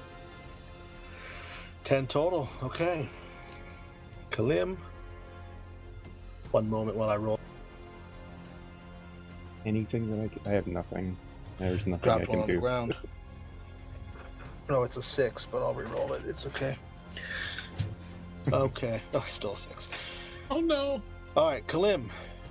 You are going to take 46 points of psychic damage as you feel something is ripped painfully, unjustly, and rather violently out of you when you banish this creature. Okay, I think I know what you mean, and I think that Kalim falls unconscious from that. It's not enough to like kill him or anything like that. Sure. But I think that overcomes him and he falls unconscious. Okay. As you fall down, you drift off to unconsciousness. You look up and you see Sophia, your wife, nearby, right on the edge of the shadows of your vision. She crouches down so that she's looking at you, and she gets a warm smile on her face, as that's the last thing you see as the light fades out and you fall into unconsciousness. And let's take a quick break, shall we? Let's have everybody step back from that moment, relax. Let's go get a fresh drink. Use a bio break, please, if you need to. And then let's come back and we'll finish up our tale. People have been saved. People have been damned.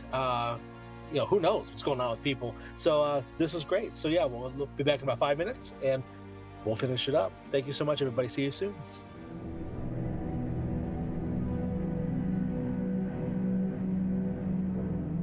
And we return. Thank you all so much for coming back from break with us all. And we hope you enjoyed the first half of the last episode of the Blood Domain arc. Our heroes, as you can see, have temporarily, because something like what Kalim did, even though amazing in its own right, is not enough to fully destroy or vanquish something that is the Great Dark. But for now, it is a way to definitely deal with it. And so they have vanquished the Great Dark for now. They have rescued Natalya, and they are still deep within the vampire-ruled Blood Domain, just outside of the Blood Keep, which is the homestead of the Countess. And in this moment, as Kalim falls, the rest of you stand and see him fall. What does everybody else do in this moment? Now, again, remember, there are still vampire guardsmen around. There's at least 3-4 dozen of them around. They all are looking a little bit shocked at this point because the creature has just disappeared. But they're not engaging you all actively in battle or anything right now. So what do you guys want to do? We're out of combat rounds, so just, back to freestyle, as it were. So Kalim, you're unconscious right now. You can have a second where you don't get to do anything, because I think you've done enough banishing a strange, demonic, alien darkness demon. So, yeah. And apparently part of his own soul. Yes, right. I know Cade will look to his fallen comrade, will get down on a knee to see if he's okay. Like, David, get over here. He's hurt. Right away, sir. He doesn't normally do this, but he does know curing spells. He doesn't normally do it, he will attempt to do a curing spell. Oh, you mean Cade? I thought you meant David. Yeah. I'm like, what? Yeah, Cade can do. Gotcha, He does have one of the spells, and so he will attempt to do one of those on him, and I will roll for that. Get 5 points of healing. Ooh. And as he heals him, he will stand up, realizing it's going to take some time, and look towards Flora, look at the situation, look up towards the spire, look around at all the vampires still running amok, and almost very loudly so that others can hear, as he will still kind of he will put his head down and go and look towards Flora. What do we do now, Countess?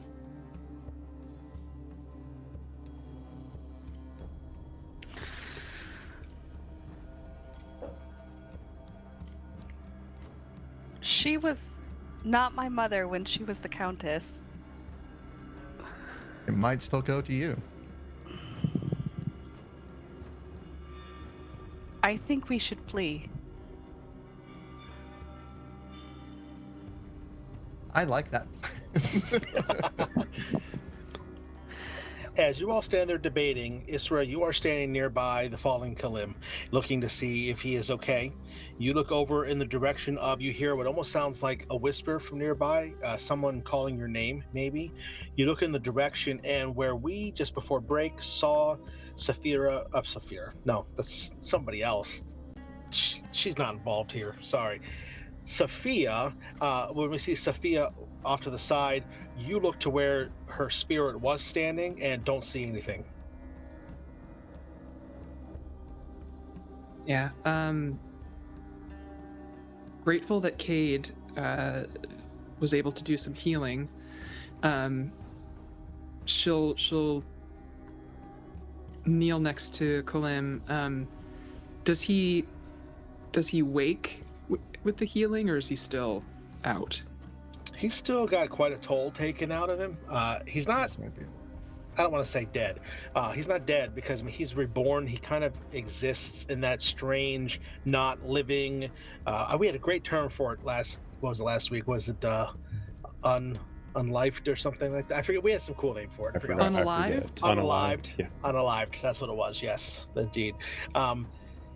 He's still unalived, but he's not. He doesn't breathe. So I'm curious how you can tell that he's not actually dead. Well, let's do it this way. I would know. Let's, we're playing a game. Make a medicine check. That's a good point. Maybe we do think he's dead. David, bring a shovel. Bring a shovel. It's time to lay this boy to rest. Somebody cremate him quick. Seeing his body there, not being able to tell because he doesn't breathe, and he was given healing magic and he's still not getting up, Isra, overwhelmed, having seen Sophia, and now she's gone again forever, she will just start to weep. I rolled a natural 1 on the medicine check. Yeah, and I got a 5, so I think he's dead too. Like, oh shit, that didn't work. Yes, you know the in this- healing magic technically worked. I mean, Yeah, no, it but yeah, worked, but like you, But I mean, you were- yes, it worked, yeah. but you know, We got have something. you ever going tried on. casting healing spell on a dead body? No, you haven't. But I just did. Flora got a 16. She knows the difference between Yes. dead and living dead based on Mostly who dead. she is. Between dead and Kalim dead. Yeah. Probably most. As Isra's Mostly crying, Super like I crying. think Flora's acknowledgement that he is alive and we're just dumb will sink in, but I think Isra will still continue crying just out of like grief, but also extreme guilt that she has been carrying with her for, what is it, 15 years, 20 years now? Yeah, she doesn't know what to do. Flora takes out both a bell and the doll, and she hands the doll to Isra, and the doll says, "Suck it up, he needs you." And Flora is going to cast a 4th level healing word. Ooh, yeah. So he will get another 17 points of healing. Okay. With Isra Flora- takes 50 points of psychic damage. Isra, make a 3rd death saving throw, please. You've already failed 2 of them. Oh, She God. manages to cast Vicious Mockery at the same time. It's, From the touch, Gnarly. from the touch of your healing magics, Flora, Kalim does actually rouse at this point. He is still stoic, looks a little bit out of sorts, as it were, but he is back to you. And Cage, from where you're standing, David approaches, and you can see that he has Luna in hand. Where he found her, who knows? But here he is. Standing next to him is Natalya. She is looking around. She actually has a sword that she's gotten from someplace. Oh, no, sorry. You gave her one of your swords. Excuse me. She has your sword still. And as she steps forward, she looks around. She goes, "Well, that's all good indeed, but what are we going to do about all of them?" And she points around at all of the vampire guardsmen who are all looking at you all now, like they're trying to figure out something. I mean, they're not like completely out of sorts and not able to function or anything like that. They're just, you can tell they're all taken aback by the fact that you all banished this thing.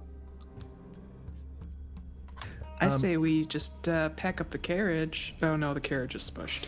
I say Whoops. we just walk on out of here. Strut. One of the things about having vampires and the undead as my favorite enemy is that I also know a lot about their culture. I know a language that they speak. Sure. I know how to pose as one, really infiltrate, things like that. When it comes down to, I guess, their chain of command, their hierarchy, I know that their countess is dead. I know that they witnessed one of our party members slay the Great Dark, and in a language that is true to them, is there any kind of like parlay, let us pass, or this fight is over type thing in this governmental structure, like the battle's done? Like, you're kind of like, who are you taking orders from now? Like, you have nothing. Like, is there anything I can roll that can kind of determine that kind of sense of what the hell's going on here? Like, same as them. Like, they want to know what's going on and be like, okay, this is a moment that we could use to our advantage because they don't know. And I could maybe say something, remember the text of Sir something from 300 years ago, you have to let us pass. Something like that. Absolutely. I think you can make a history check, or you can make a diplomacy check, whatever you think that you would be better at, Cade. Diplomacy as in persuasion. It's in persuasion. Yes, thank you. Sorry, I had we got You had talking about 3.5 on your mind? yeah, we got talking about 3.5 earlier, and I just I recessed back for a moment. Okay, let's see.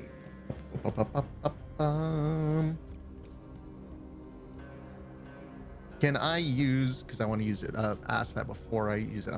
I haven't used my lucky this time, so on my persuasion, I will use lucky if needed. No, I could use it after the roll, so I'll roll first. Okay.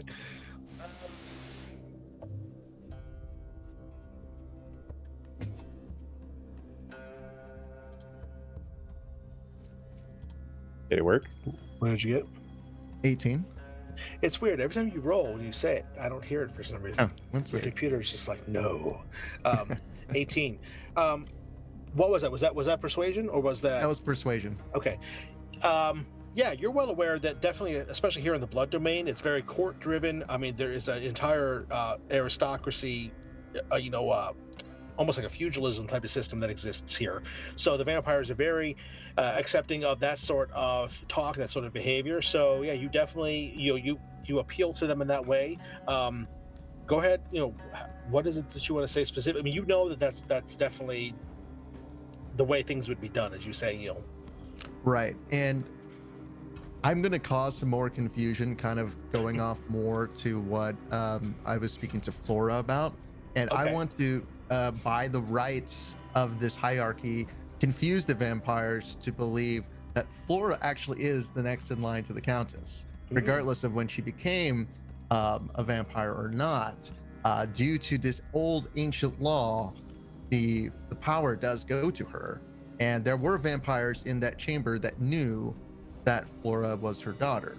Now, when and where she got her power, that's something for another time. But so I will start addressing you will let us pass. You will let the next in line of the Countess go through, unmolested. Let us through now, and just saying it in the old vampiric language, Yes. so it sounds more authoritative, as if this was. Saying this as if this were something of prophecy and you've just witnessed it. Now let us leave. Excellent. Go ahead and make another persuasion roll with advantage.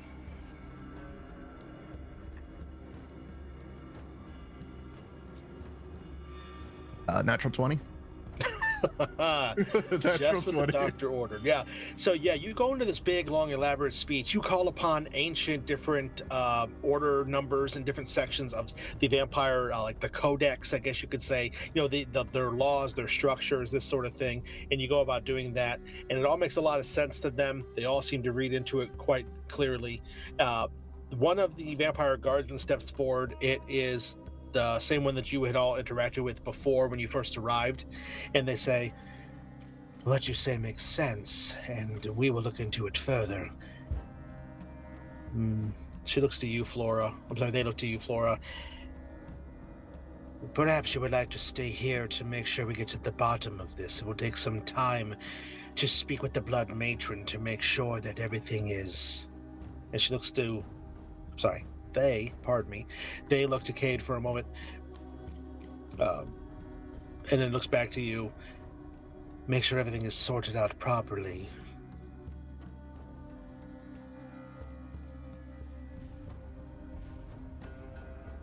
Basically, they don't want you to go. They want you to kind of stay tight so they can look into this.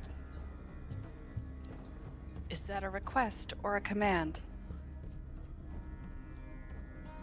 If the claims that your knight makes are true, I am no position to order you to do anything.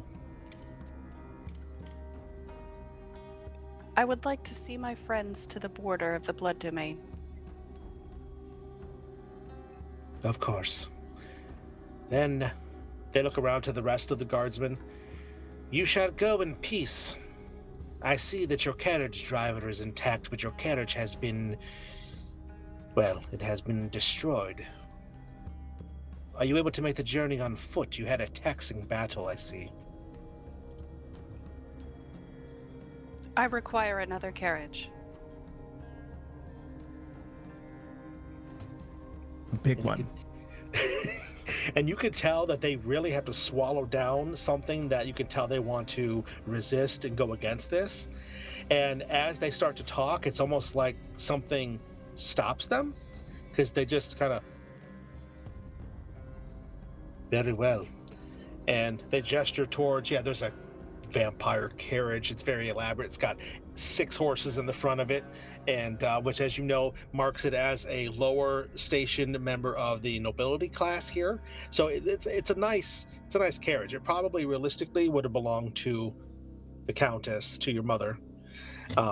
Seemingly seems to be yours now. It is very finely, elaborately crafted.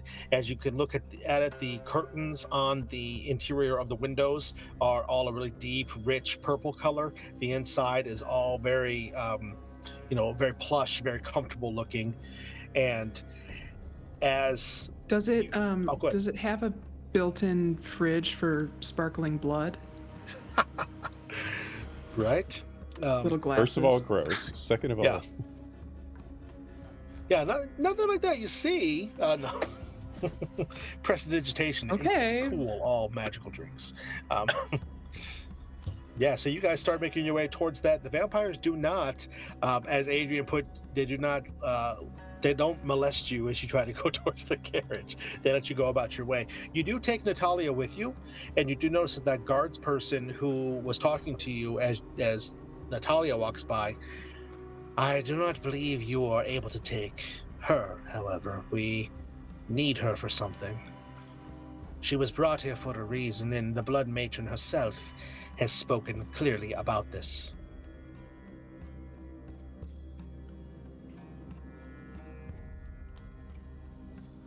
They look around to all of you. We also need her for something. Very important.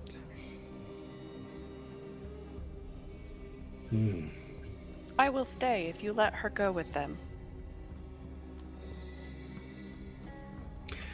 So, Flora, I must ask, are you being truthful with this, or is this a ploy, another trick that maybe Cade started before you? Flora is being truthful. Interesting. Please make a persuasion roll.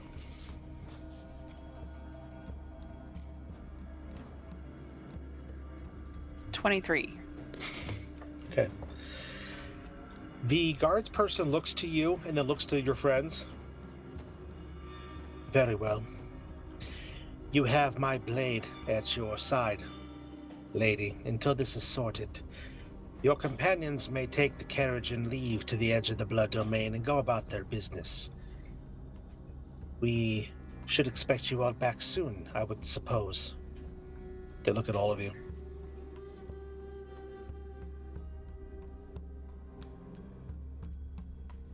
No. You all to go about your business. And what of you, Hunter? It would seem that the Great Dark has been vanquished and perished at this time. What is your business here? Regia actually looks to you, Flora, and she gets that look that she's had a few times since you've met her. A look that definitely she has a plan that she's working through in her head.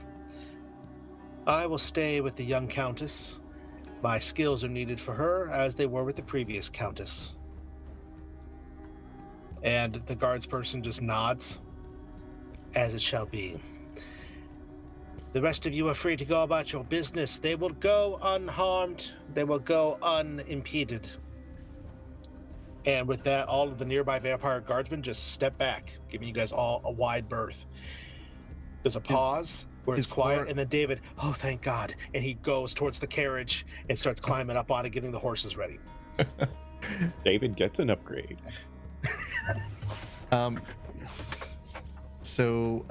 Kate will walk over to Flora and be like, are you coming with us to the border? Or are you staying? I must stay if you are to take Natalya. It was a very noble thing you did. And then he'll bow down, and as he bows down, I will come back for you. I look forward to it.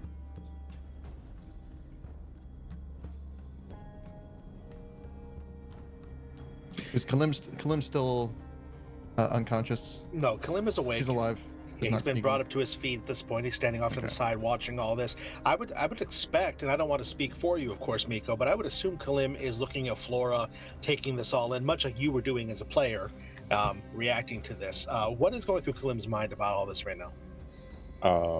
Not good thoughts. Kalim is going to cast Detect Thoughts, and then he is going to telepathically reach out to Flora and say, "You do not have to do this. You do not have to do it alone, either. You can tell me in your mind what you wish to do, truly, and I will support you.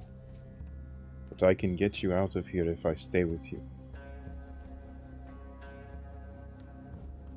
This is the easiest and safest way for us to finish the job. Keep them safe.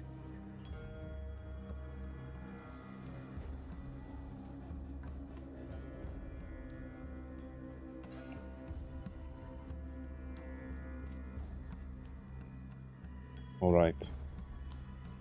But you should know that I am not happy about this. And it is strange. I now understand what being happy about something means.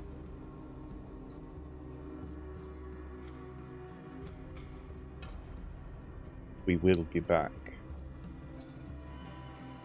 Quickly. I trust you will. And he will just turn towards Isra. And he has this almost like on the verge of tears kind of expression. And he just begins to walk towards the carriage, and he gently places a hand on her shoulder as he passes her. How about you, Isra?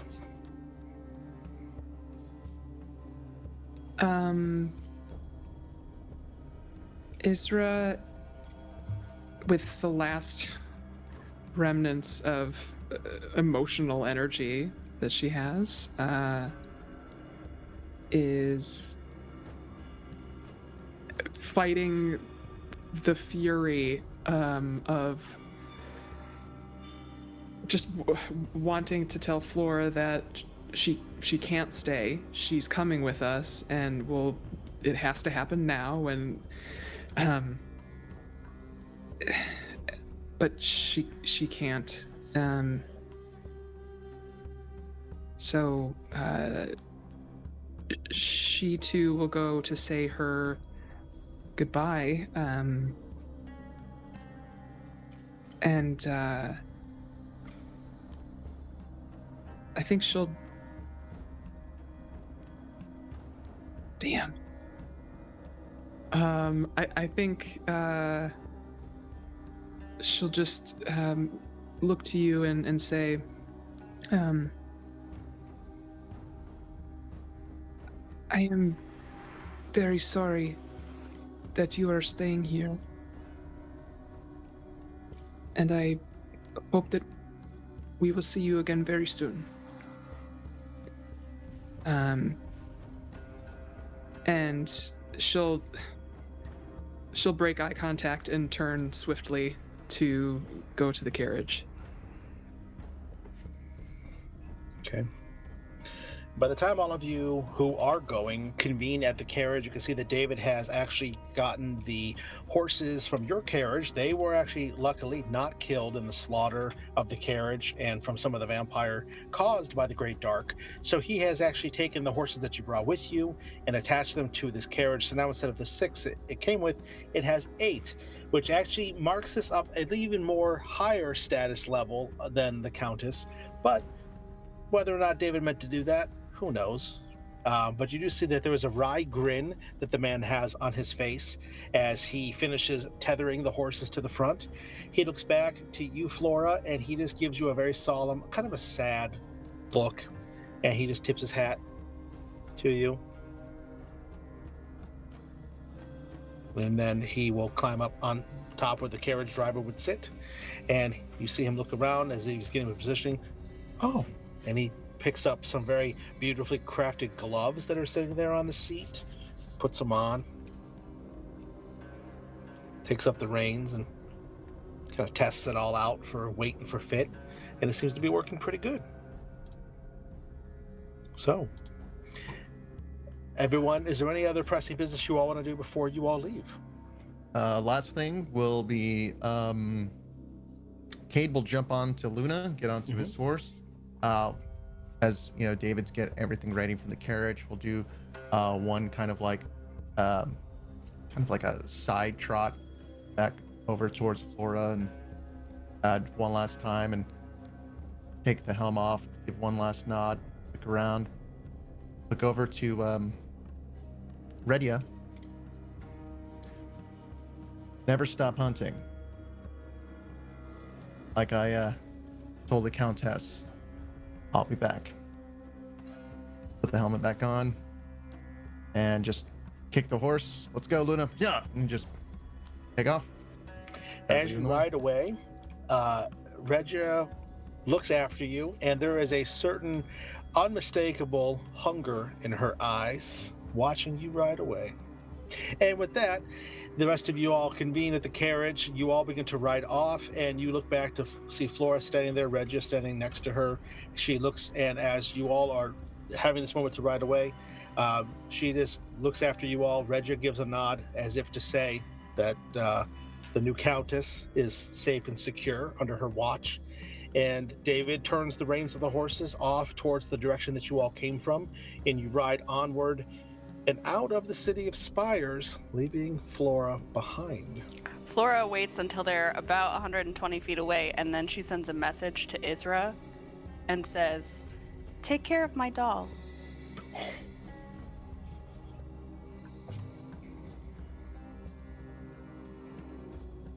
And then you realize the doll is sitting next to you in the carriage seat. You didn't put it there.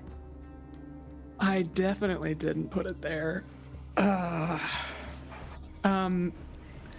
As it was before, that is both horrifying and strangely comforting to Isra. Sure. Yeah. Damn it, Flora. And with that, you all ride out of the City of Spires, as I mentioned, and you ride onward the short amount of time. It's a couple of hours, as we mentioned, that gets you to where the city of Tarash would be, which As is we're just... riding. Yeah, please, go ahead. Sorry. Yeah, please. So just to confirm, it's me, Isra, and Natalya in the carriage, right? Regia stayed with Flora? That's correct. Okay. Is Natalya in the carriage? Mm-hmm. Yes. So yeah, inside the carriage is Isra, Kalim, Natalya. Cade is riding on Luna. Next to the carriage, David is driving the carriage, and Regia did in fact stay behind with Flora. So you are correct, Nico. Okay. Yes, Natalya's not riding with Cade. Just wanted to make sure that she was also in the carriage too. Right. So as we're sitting in the carriage, I think Kalim is just staring at Isra for quite a long time, trying to figure out what to say and how to say it.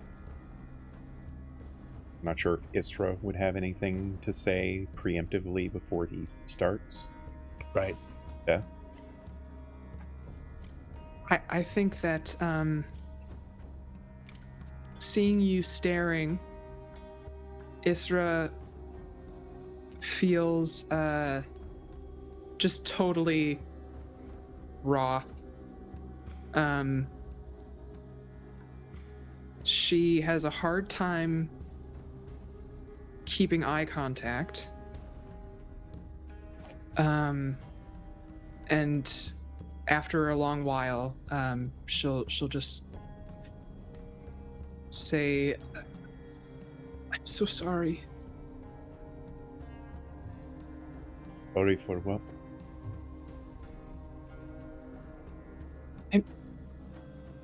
I never told you. Would not have understood you if you had told me.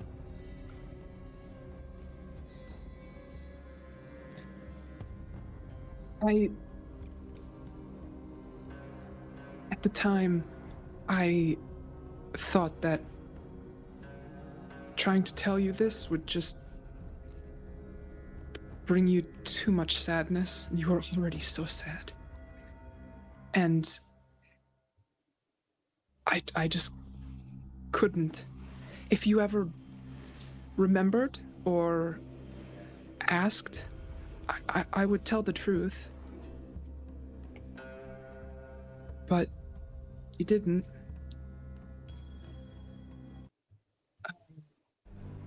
I wouldn't have known. It wouldn't have made a difference. I could not have possibly understood anything that you had to say. I would not have been able to feel anything for any of that had you actually told me anything. I hold nothing against you, Isra. You know how much Sophia loved you. You know how much I still love you.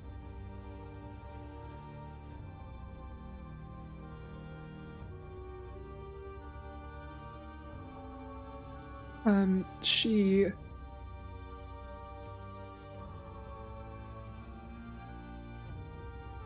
just cries. I think partly just out of like this absolution that you're offering, and still though there's the guilt. I mean, it's been 20 years. You can't get rid of that quickly. But were you able to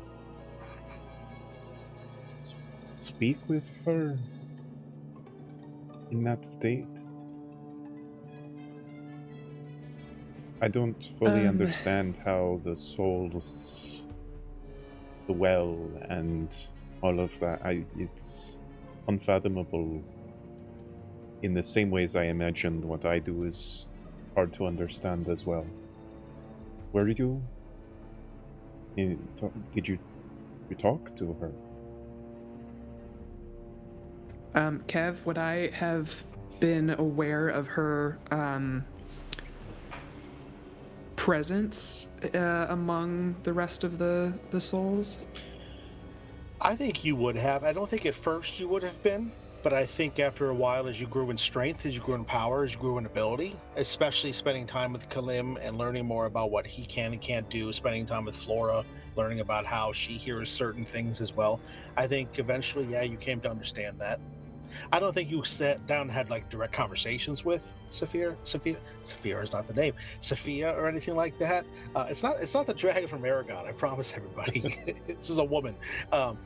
So yeah, I don't think you had like direct conversations with her or anything, but you definitely were aware that she was there. And I will say this: now that you looked over to where you felt that she was standing, watching all of this, you don't feel her now. Well, that's devastating.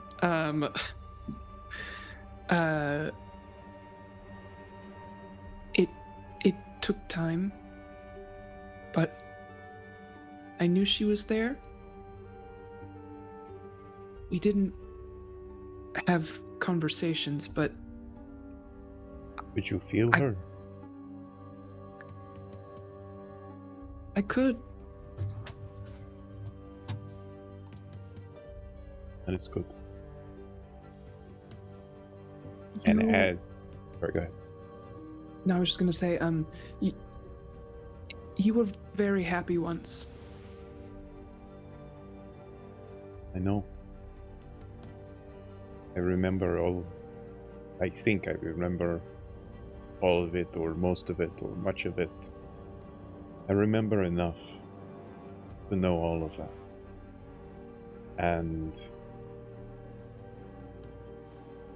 I am still happy.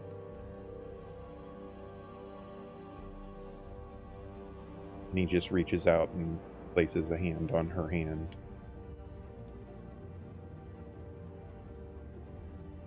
I always felt this strength, this bond. Just did not know what it meant. Did not know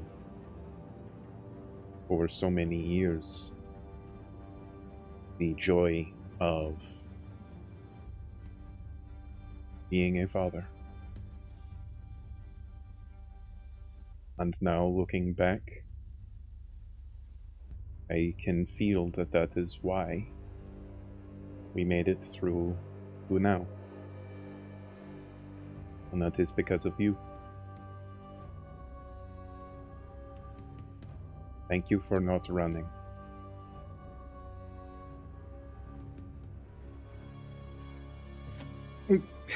I couldn't.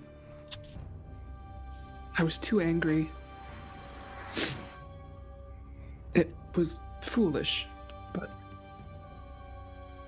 You are not wrong on any of those things. But it is okay. And Lim is going to look down at his, the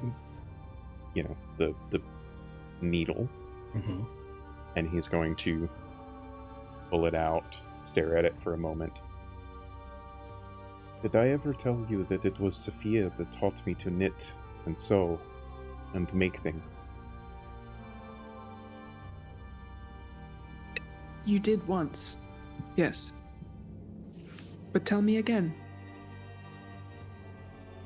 I was a foolish young man who had no aims or desires to do anything until she appeared in my life.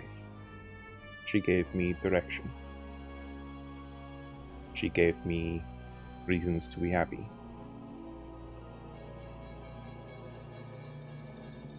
And I am still happy. And he goes and he places it upon Isra's tunic. Just threads it through the fabric. Places his hand over top of it.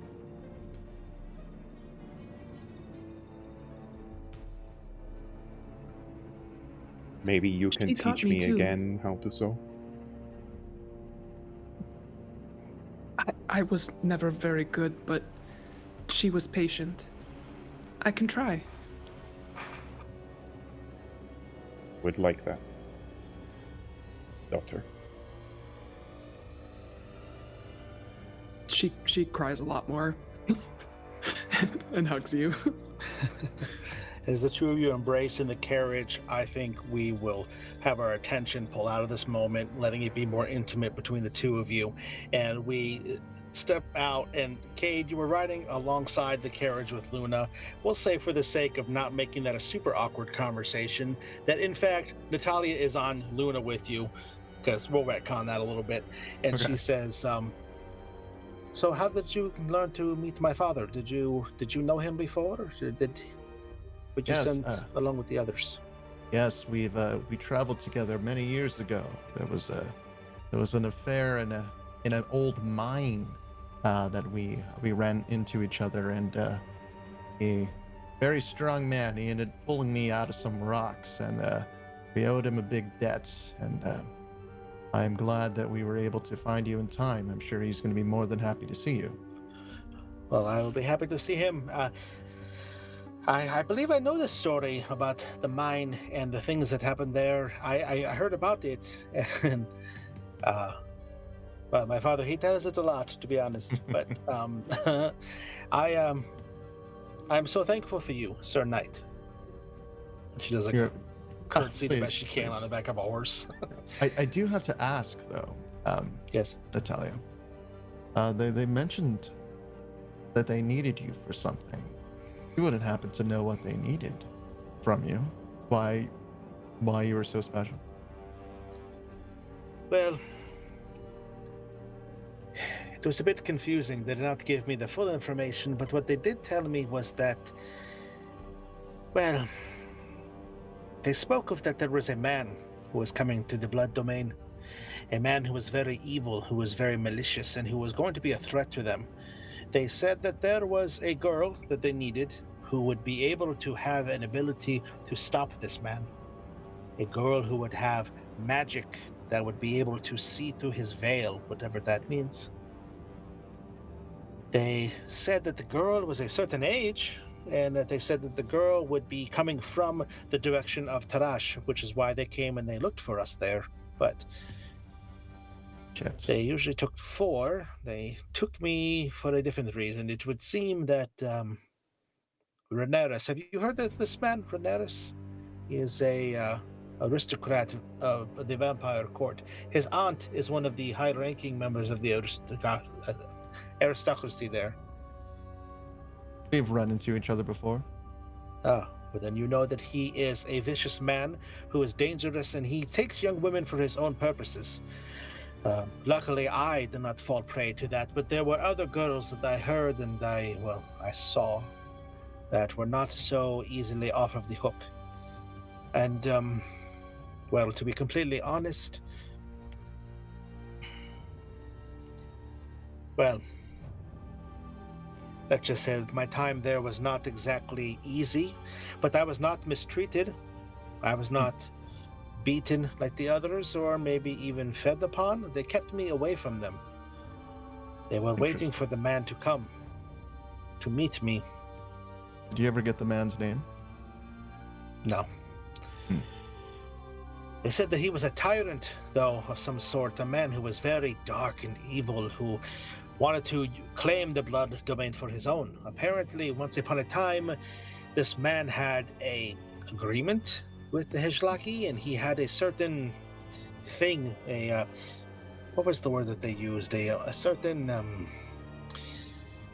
well, the word that they used was gift that he gave them, and in exchange that they were to prepare and make the land ready. But it would seem that over these years, the 161 years since the sun fell, that they came to like the blood domain, and, well, they like being in charge, it would seem. They don't want to give it back up to him, so they are willing to break their deal.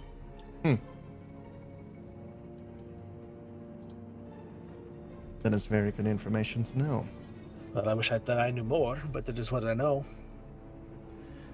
But you spoke with my father. You spoke with Papa? Yes, we are heading there now. He was, of course, distraught to see that you've been abducted.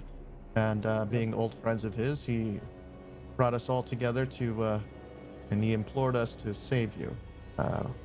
You've been venturing all this time, and we promised we'd get you back, and we will fulfill this promise, even though not all of us return.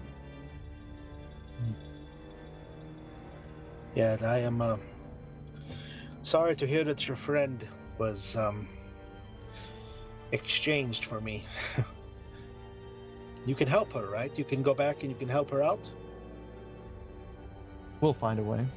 I'm thinking that if I had to guess, once we get you back to Gregor, we probably would have maybe 2 weeks until they figure out she's not a countess. And you'll be back before then, I take it? He looks over towards the cart and looking over towards David. Yep, looks like we're only having a short pit stop before we get back to work. We're not one to stay in one place very long anyway. Oh. You are a man of mystery, a man of travels then, huh? I'm just one of those that always like to keep moving. Good. Well, I'm glad that you have moved in my direction and got me out of there. It was, like I said, an ordeal. I do not wish to ever go back to the blood domain again. Not in that capacity, anyway. Tarash will be my home. It has been my home since, my father and I settled there when my mother passed when I was a girl. But hopefully, maybe we can leave. We can be done with it. I hear that Far Point is nice. I would suggest Far Points or any place far from here. There's no reason to believe they may not come for you again. I would not count your blessings, so to speak. Okay. Well, again, thank you. You're very welcome, and thank you for catching me. Yes. And the two of you ride on the rest of the way. And after a time, they have you all riding along. The time passes till eventually you will see Tarash once again in the near distance. It comes into view, and it's just as you left it. It is a smaller town, as we mentioned, at the very edge of the Blood Domain. You will see that as you all are riding up, now you've already been gone basically for a little less than 2 days, not very long at all. But what you will actually see is that as you are approaching, the stockade that was up in the center of the town where the young women were being paraded up onto and were being taken by Renaris is actually being dismantled. There was a group of townsfolk that are out here. They have it about half of the way done at this point.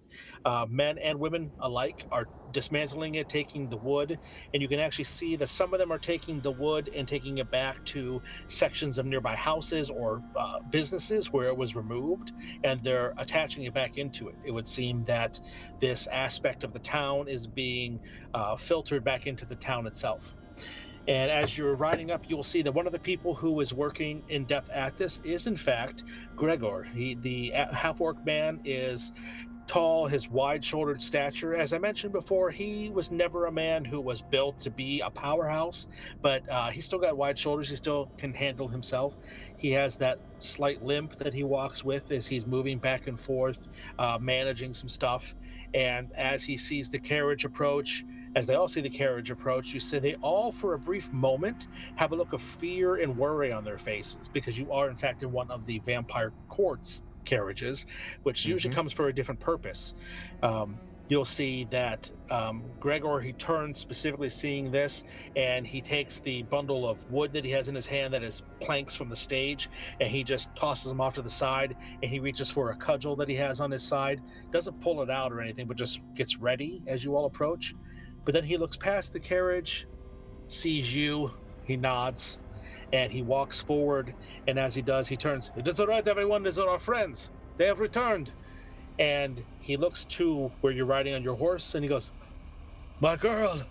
And Natalya, without even waiting for you to stop, she kicks her leg over and slides down off the side of the horse and runs up to embrace him. Father and daughter embrace. Tears are streaming down their face, and they just are holding each other. He gives her a twirl, pulls her away for a second, looks at her, that fatherly pride in his eyes as tears stream down his face. He takes hold of her cheeks and he kisses her forehead, brings her into an embrace again. And it warms everybody's heart. At this point, as you guys get the rest of the way pulled up, I would think that Kalim, Isra, you can look out the side of the carriage windows and see the father and daughter reunited. And the two of you have a moment where you look to one another, in your own way, father and daughter reunited, as it were. And Gregor turns. "They have been successful, friends. We will go. We will have a feast tonight. We will make sure that everyone is to be celebrated. This is a time for great deeds." And the townsfolk start cheering, and they start going about business. He goes, "Go, go, get ready. And he starts, waving people on.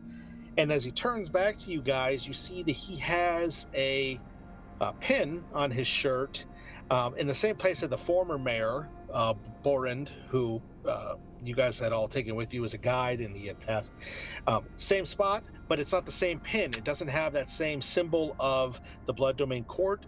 This is something else. It almost looks like I'm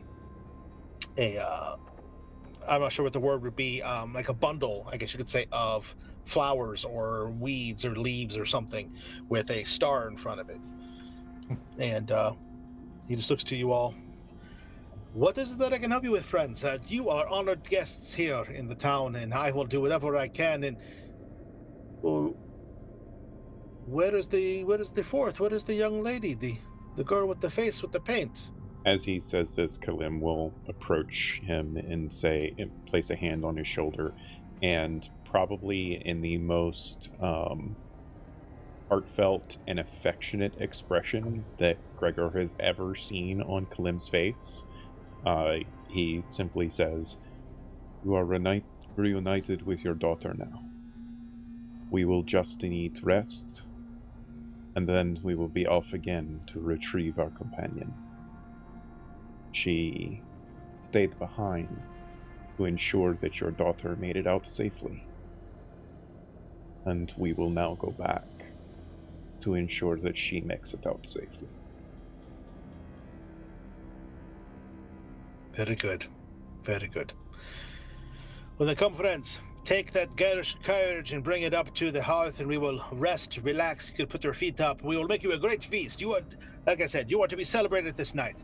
You and your friend who must stay behind, and we will make sure that all is right. I have my girl back, and everything is good. And he is going to turn, and he, with his arm around his daughter, just happy, he makes his way towards the inn tavern where you guys had all met him earlier. He starts making his way in that direction.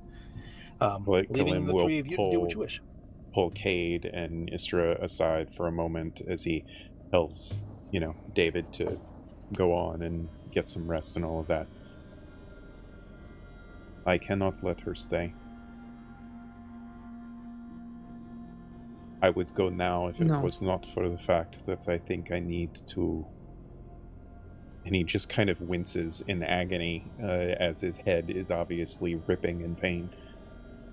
I must take rest before I can go back. I have a plan. It does not need to involve either of you, but I hope that it does. Of course. I made a vow to the Countess that I would return for her. I know we'll need some rest, because we have another fight ahead. So, till that time, let us drink to absent friends.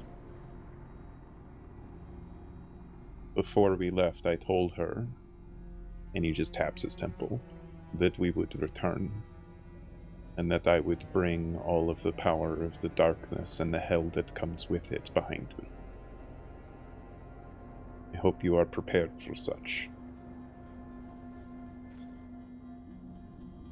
It just sounds like, great, actually. Adjust his gear, like, okay, all right. Sounds like an adventure. We'll get her back. Get your rest then, because we leave that first day.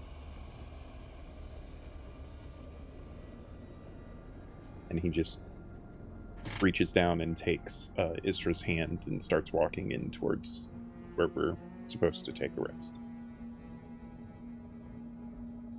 Absolutely.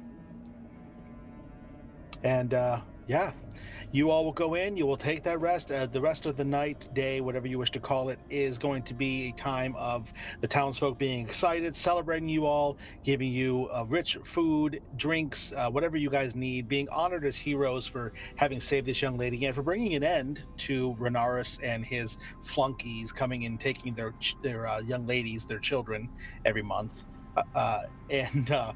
As you guys are all kind of winding down for the evening, Gregor regales you all with that same story about the mine and all the different things. It seems that the story has been embellished over the years, but these things happen. And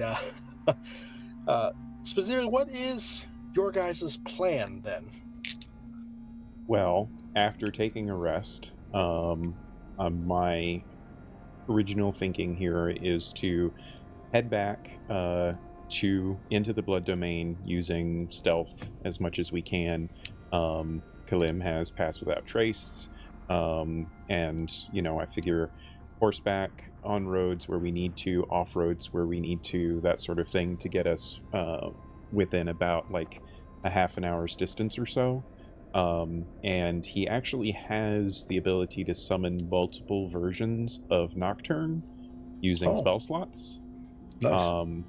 That can move twice as fast as a normal horse. And he also has the ability to once summon a basically summon a celestial being, like an angel. Although I think for him, because it's his only 5th level spell slot, I think for him that this angelic being is like breathed in shadow and darkness and that sort of thing, in the same way that he does radiance, uses radiant energy to channel the darkness and all of that. And so yeah, I'm basically planning on using a lot of daylight spells, using what's the other one? There was another one too. Dawn, the Dawn spell, which does damage as well as produces daylight. And then summoning several versions of Nocturne, along with using his Shadowy Step, or his Shadow Walk ability, basically Isra and Cade causing distraction enough with all of that additional power added in, while Kalim bounces through shadows to get to Flora and get her out. That's my plan. I don't know what the rest of you can throw in on that chaos. No, that's good. As you're just popping spells left and right, I know that Isra would definitely toss out maybe a couple sickening radiances, which actually have radiant damage. It's her only spell that is able to channel that. So there's damage, but also if they fail the save, they suffer a level of exhaustion and emit a dim greenish light for a 5-foot radius. So there's advantage to that and all of that fun stuff. So that would definitely pop off at some point. And Cade will slam his hand on the table and be like, and let us not forget about plan C. And we'll look out the window and we'll see David like working on that carriage. That carriage can get straight into the heart of those people. So if we load this carriage, by the time we're there, because I can pass without trace along with you, Kalim. Oh, there we go. Once we get inside, that if we need any kind of distraction to make our way out, we can load up this carriage ridden by David and give us the kind of distraction that we need to get out. Or if, let's say we can, if for some reason we can't get out on our own 2 feet, the carriage can come in handy. But seeing that we have this very glorious carriage, on the way there, if anyone can't hide, they will be able to they will not be messed with in this carriage because it seems like it's high nobility. So I hadn't thought about that aspect. I'm glad you're reminding of that, because I was originally envisioning the carriage being like our gift to David, because his old carriage that was his carriage. That wasn't ours. That got crushed. It's like, oh right. Well, David's about to be knighted. I mean, he's going to be one of us now. I mean, yeah. There's no coming back from this. I'm sure he wants to get her back too. That's it. Yeah, so that, like I said, Kalim is planning on bringing the darkness and all of the hell that comes with it into the heart of the blood domain to get Flora back out. Nice. I love it. Just go in, go supernova, and pick up the pieces where they land. I love it. I love everything about it. Cool. So yeah, you guys spent some time resting and being heroes, I guess you could say, for the night. In the blood domain, however, Flora, you have a little bit of a different experience than your friends do as they rest, relax, and celebrate the victory.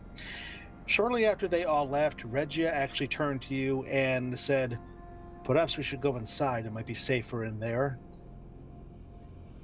All right. And she'll motion for you to go back inside the Blood Keep.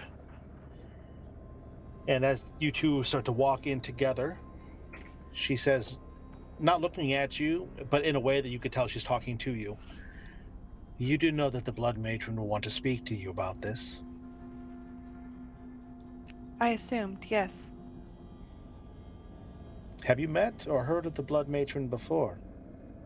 I have heard of her. Well, she won't be kind like these others that your friend beguiled. I am sure not. She had plans for the Countess.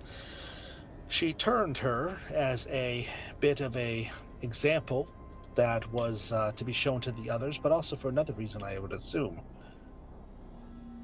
I really shouldn't be at liberty to tell you this, but I will tell you nonetheless that something is happening here in the Blood Domain. The nobility are, besides from the threat of the Great Dark, there is something else. They seem to be dying off, I guess would be the best term for it. There is a strange affliction that some of them have that is making it so that their progeny does not live on. They are worried about the future. And if the prophecy is true, and the great eternal night comes to an end, where would they be then? Where indeed. So, The matron has a plan, but what is yours? well, I was looking for that payday, but you and your friends took that away, didn't you? I can say this.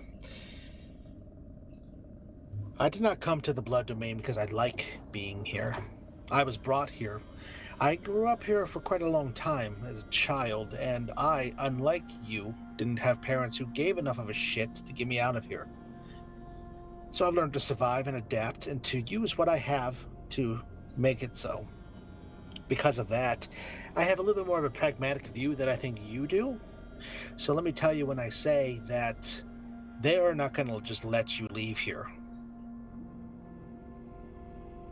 I already thought of that. That is why I bargained.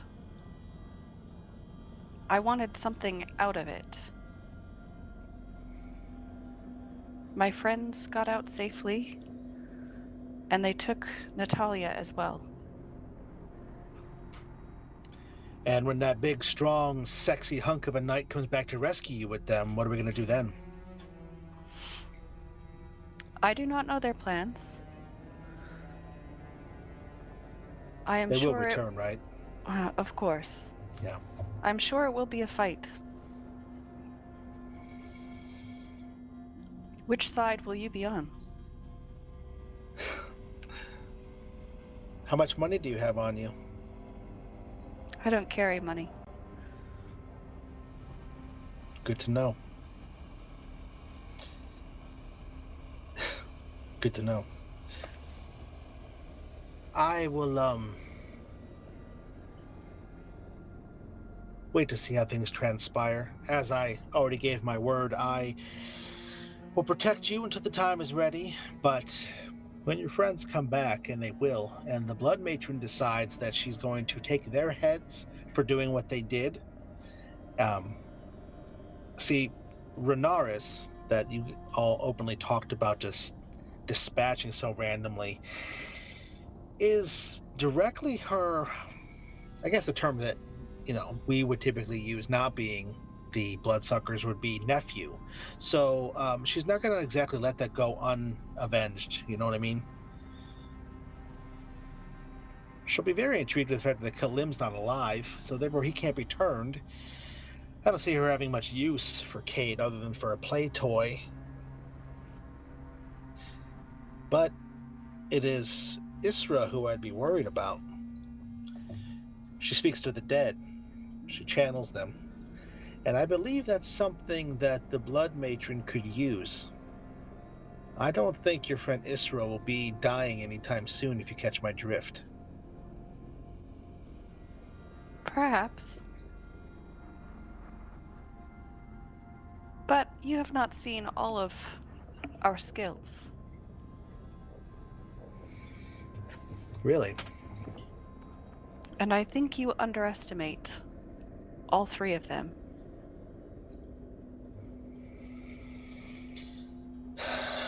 I've just been here since the beginning, and I've seen other people try to do what your friends will probably try to do. That's all. But we are not other people. Not yet. Anyway, may I have one of these rooms, since the Countess won't be needing all of them for her little playthings anymore? I don't take up much space. I like to be out and about, hunting. You and may. The Great Dark will return. I am sure that it will.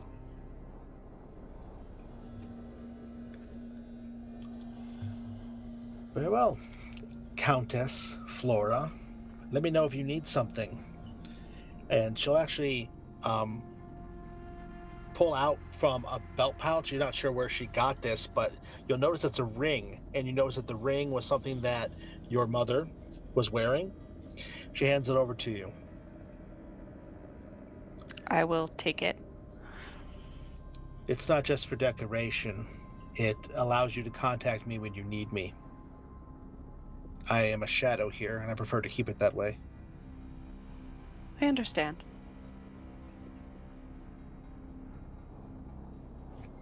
This whole thing, I love it. Looks good on you. Thank you. And she'll just turn, and she'll go into one of the side rooms. And as she shuts the door, she just turns. She looks back out at you standing in the hall, on the stairs, whatever you want to call it. And she just looks in, and she just gives you a little bit of a smirk. Unreadable, unknowing, you're not sure what this lady is about. She just shuts the door.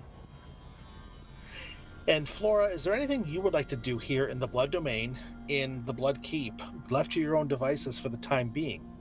Obviously, tonight, with the hour that draws near, we don't have time to get into the, I will say, attempted rescue of you from your friends, but that could perhaps be a tale for another time. So what is it that we find you doing in these last moments as your friends revel and are regarded as heroes? You have a moment where you return to now your room, if you wish to take it, the room at the top of the stairs. Flora, on her way up, would grab the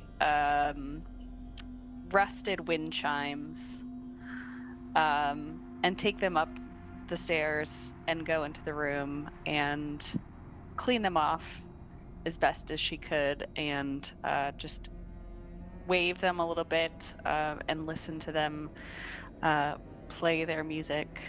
And she will try to get as much rest as she can this night, and wait to see what the next day brings.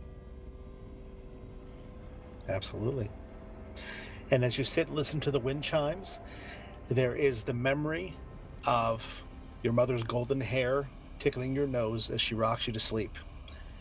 And on this specific night, as you sit in what used to be her bed with memories of your mother now gone, there is a companion of yours sitting with her father figure, mourning the loss of her mother figure, as well as the spirit of Sophia, I said it right, has moved on from Isra's claim, and also Gregor is reunited with his daughter. Our tale tonight comes to a close.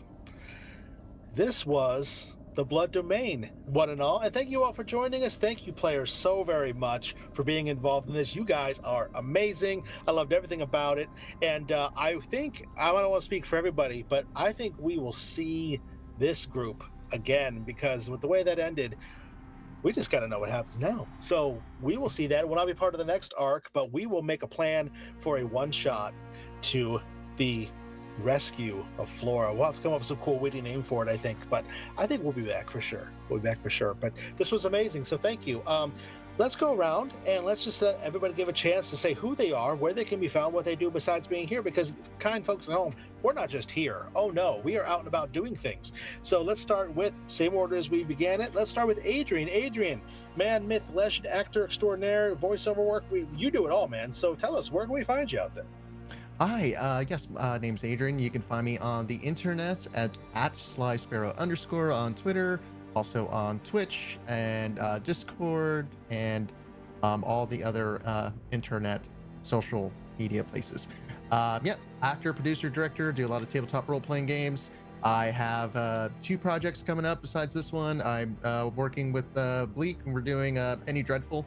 We just had our first episode of that, so kind of dark, and if you like, dark So gothic good. Victorian, it's very much kind of like a new season. It's very cool, very dark. I love it. And I'm also going to be starting. I'm going to be playing in a pirate board game over at Superior Adventures Guild. So good old pirate action. So yeah, that's some projects I'm coming up along the works. And besides that, just love doing some collaborative storytelling with great people like tonight. So thank you so much for this opportunity. I've really had a fantastic time creating the story with you all.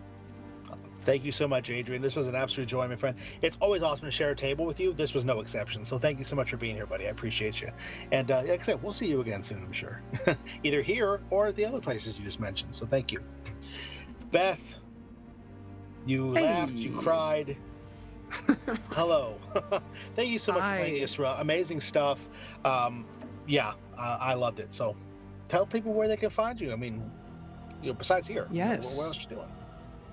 Well, I'm going to be camping out here until we can continue this story. But otherwise, I can be found on the internet at Beth Masco, and you'll also find me doing stuff with the Wanderer's Haven channel that, we're all affiliated with, let's be honest. We have some really fun stuff happening in Miko's Istera world. Yes. Boy, oh boy, the most recent arc started with a bang, and as always, Literally. I'm excited to see where that goes. Literally, yeah. So that's always super fun. I really, really love playing in this grimdark setting. I think everybody really leaned into that when creating their characters, and it made it so much fun. I don't know where you got grimdark from Kalim. Yeah, come on. No, he's cheery, cheery. He's like the Aquaman of the team. He's cheery, just so, like Cheerios. Cheerios. Yes. If they were black. Right. Yep. Burnt. No, this was super great as always, Kev. You're just the best. And it was so fun to play with all of you and get to tell this really interesting and weird and cool tale. Awesome. Thank you, Beth. Well said. Thanks for being here. And we'll see you on Wanderer's Haven because I'm there all the time too. And I get to play in that really cool East Terra world, which Miko, I'm sure we'll talk about here in just a little bit. So thank you, Beth. Appreciate you. And Deb, it's all you now. Deb, awesome stuff tonight. You surprised me with the stay behind move. I loved it. Opened up all kinds of new possibilities for roleplay with your character. So thank you for that. Where can they find you? Who doesn't love a story that breaks hearts? I know, right? So good. The best stories, That's it. I'm Deb. I was playing Flora. I am on the internet's not Twitter, but Instagram, Blue Sky at @dsweats. I'm over on the Wanderer's Haven quite frequently, like every Wednesday. And we got up to some shenanigans there on Wednesday. Can't wait to see what next week brings. But also, I cannot wait to be back in this world because, wow, what a great place to be in this weird, dark setting. I love it. Awesome. Well, cool. Yeah, we'll be back for sure. Thank you so much, Deb. Honestly, I appreciate it. It was a great time. So, finally, Miko, who I'm sure has tons of stuff to talk about because he is busy. Thank you so much for playing Kalim with such an awesome, cool, stoic yet wise demeanor. Such an aged, venerable man brought forth. So that was beautiful. Thank you for that. Venerable means other things. Hi everyone. I used it correctly. I'm just gonna sort of. I am Miko. I played Kalim. All of these lovely people talked about so many of the things that I am also involved in, so I'm not going to beleaguer any of that. You can check me out on the socials, the OKSGM, with underscores, blah, blah, blah, all that stuff, if you're at all interested in many of those things. That's it. That's all you're getting out of me. All right. Hey, that's more than enough. I appreciate it. Thank you so much, Miko. You're the man, buddy. Appreciate you. And finally, I am Kevin. I was your humble dungeon master this evening. This was a homebrewed adventure that was set in the Notte Eterna world, which is created by Jason Forbes and is published by Ali Rebelli. If you want to play in this really cool world, you can. If you go to the link tree that's still positioned right above Adrian, you can actually download a copy of the Quick Start Guide, which has all the rules for playing the main cool new races, such as the Karevi and the Willoy, which were played by Beth and Deb, respectively, as well as the Iraqians, which are beast folk who actually have animal-like abilities. There's new subclasses you can do, which include the Dance Macabre Bard and also the Disciple of Darkness, which is like a monk tradition where you get to like teleport through shadows and fight people with shadow fists and stuff. Really cool stuff.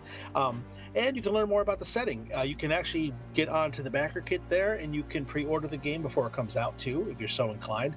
It's awesome stuff. If you liked what we did here, please go over on our YouTube, check out our previous episodes for the previous arcs. They're all there. This one will be up there soon too. You can see the whole thing. And let everybody know if you liked what we did here. Just let everybody know what we're up to.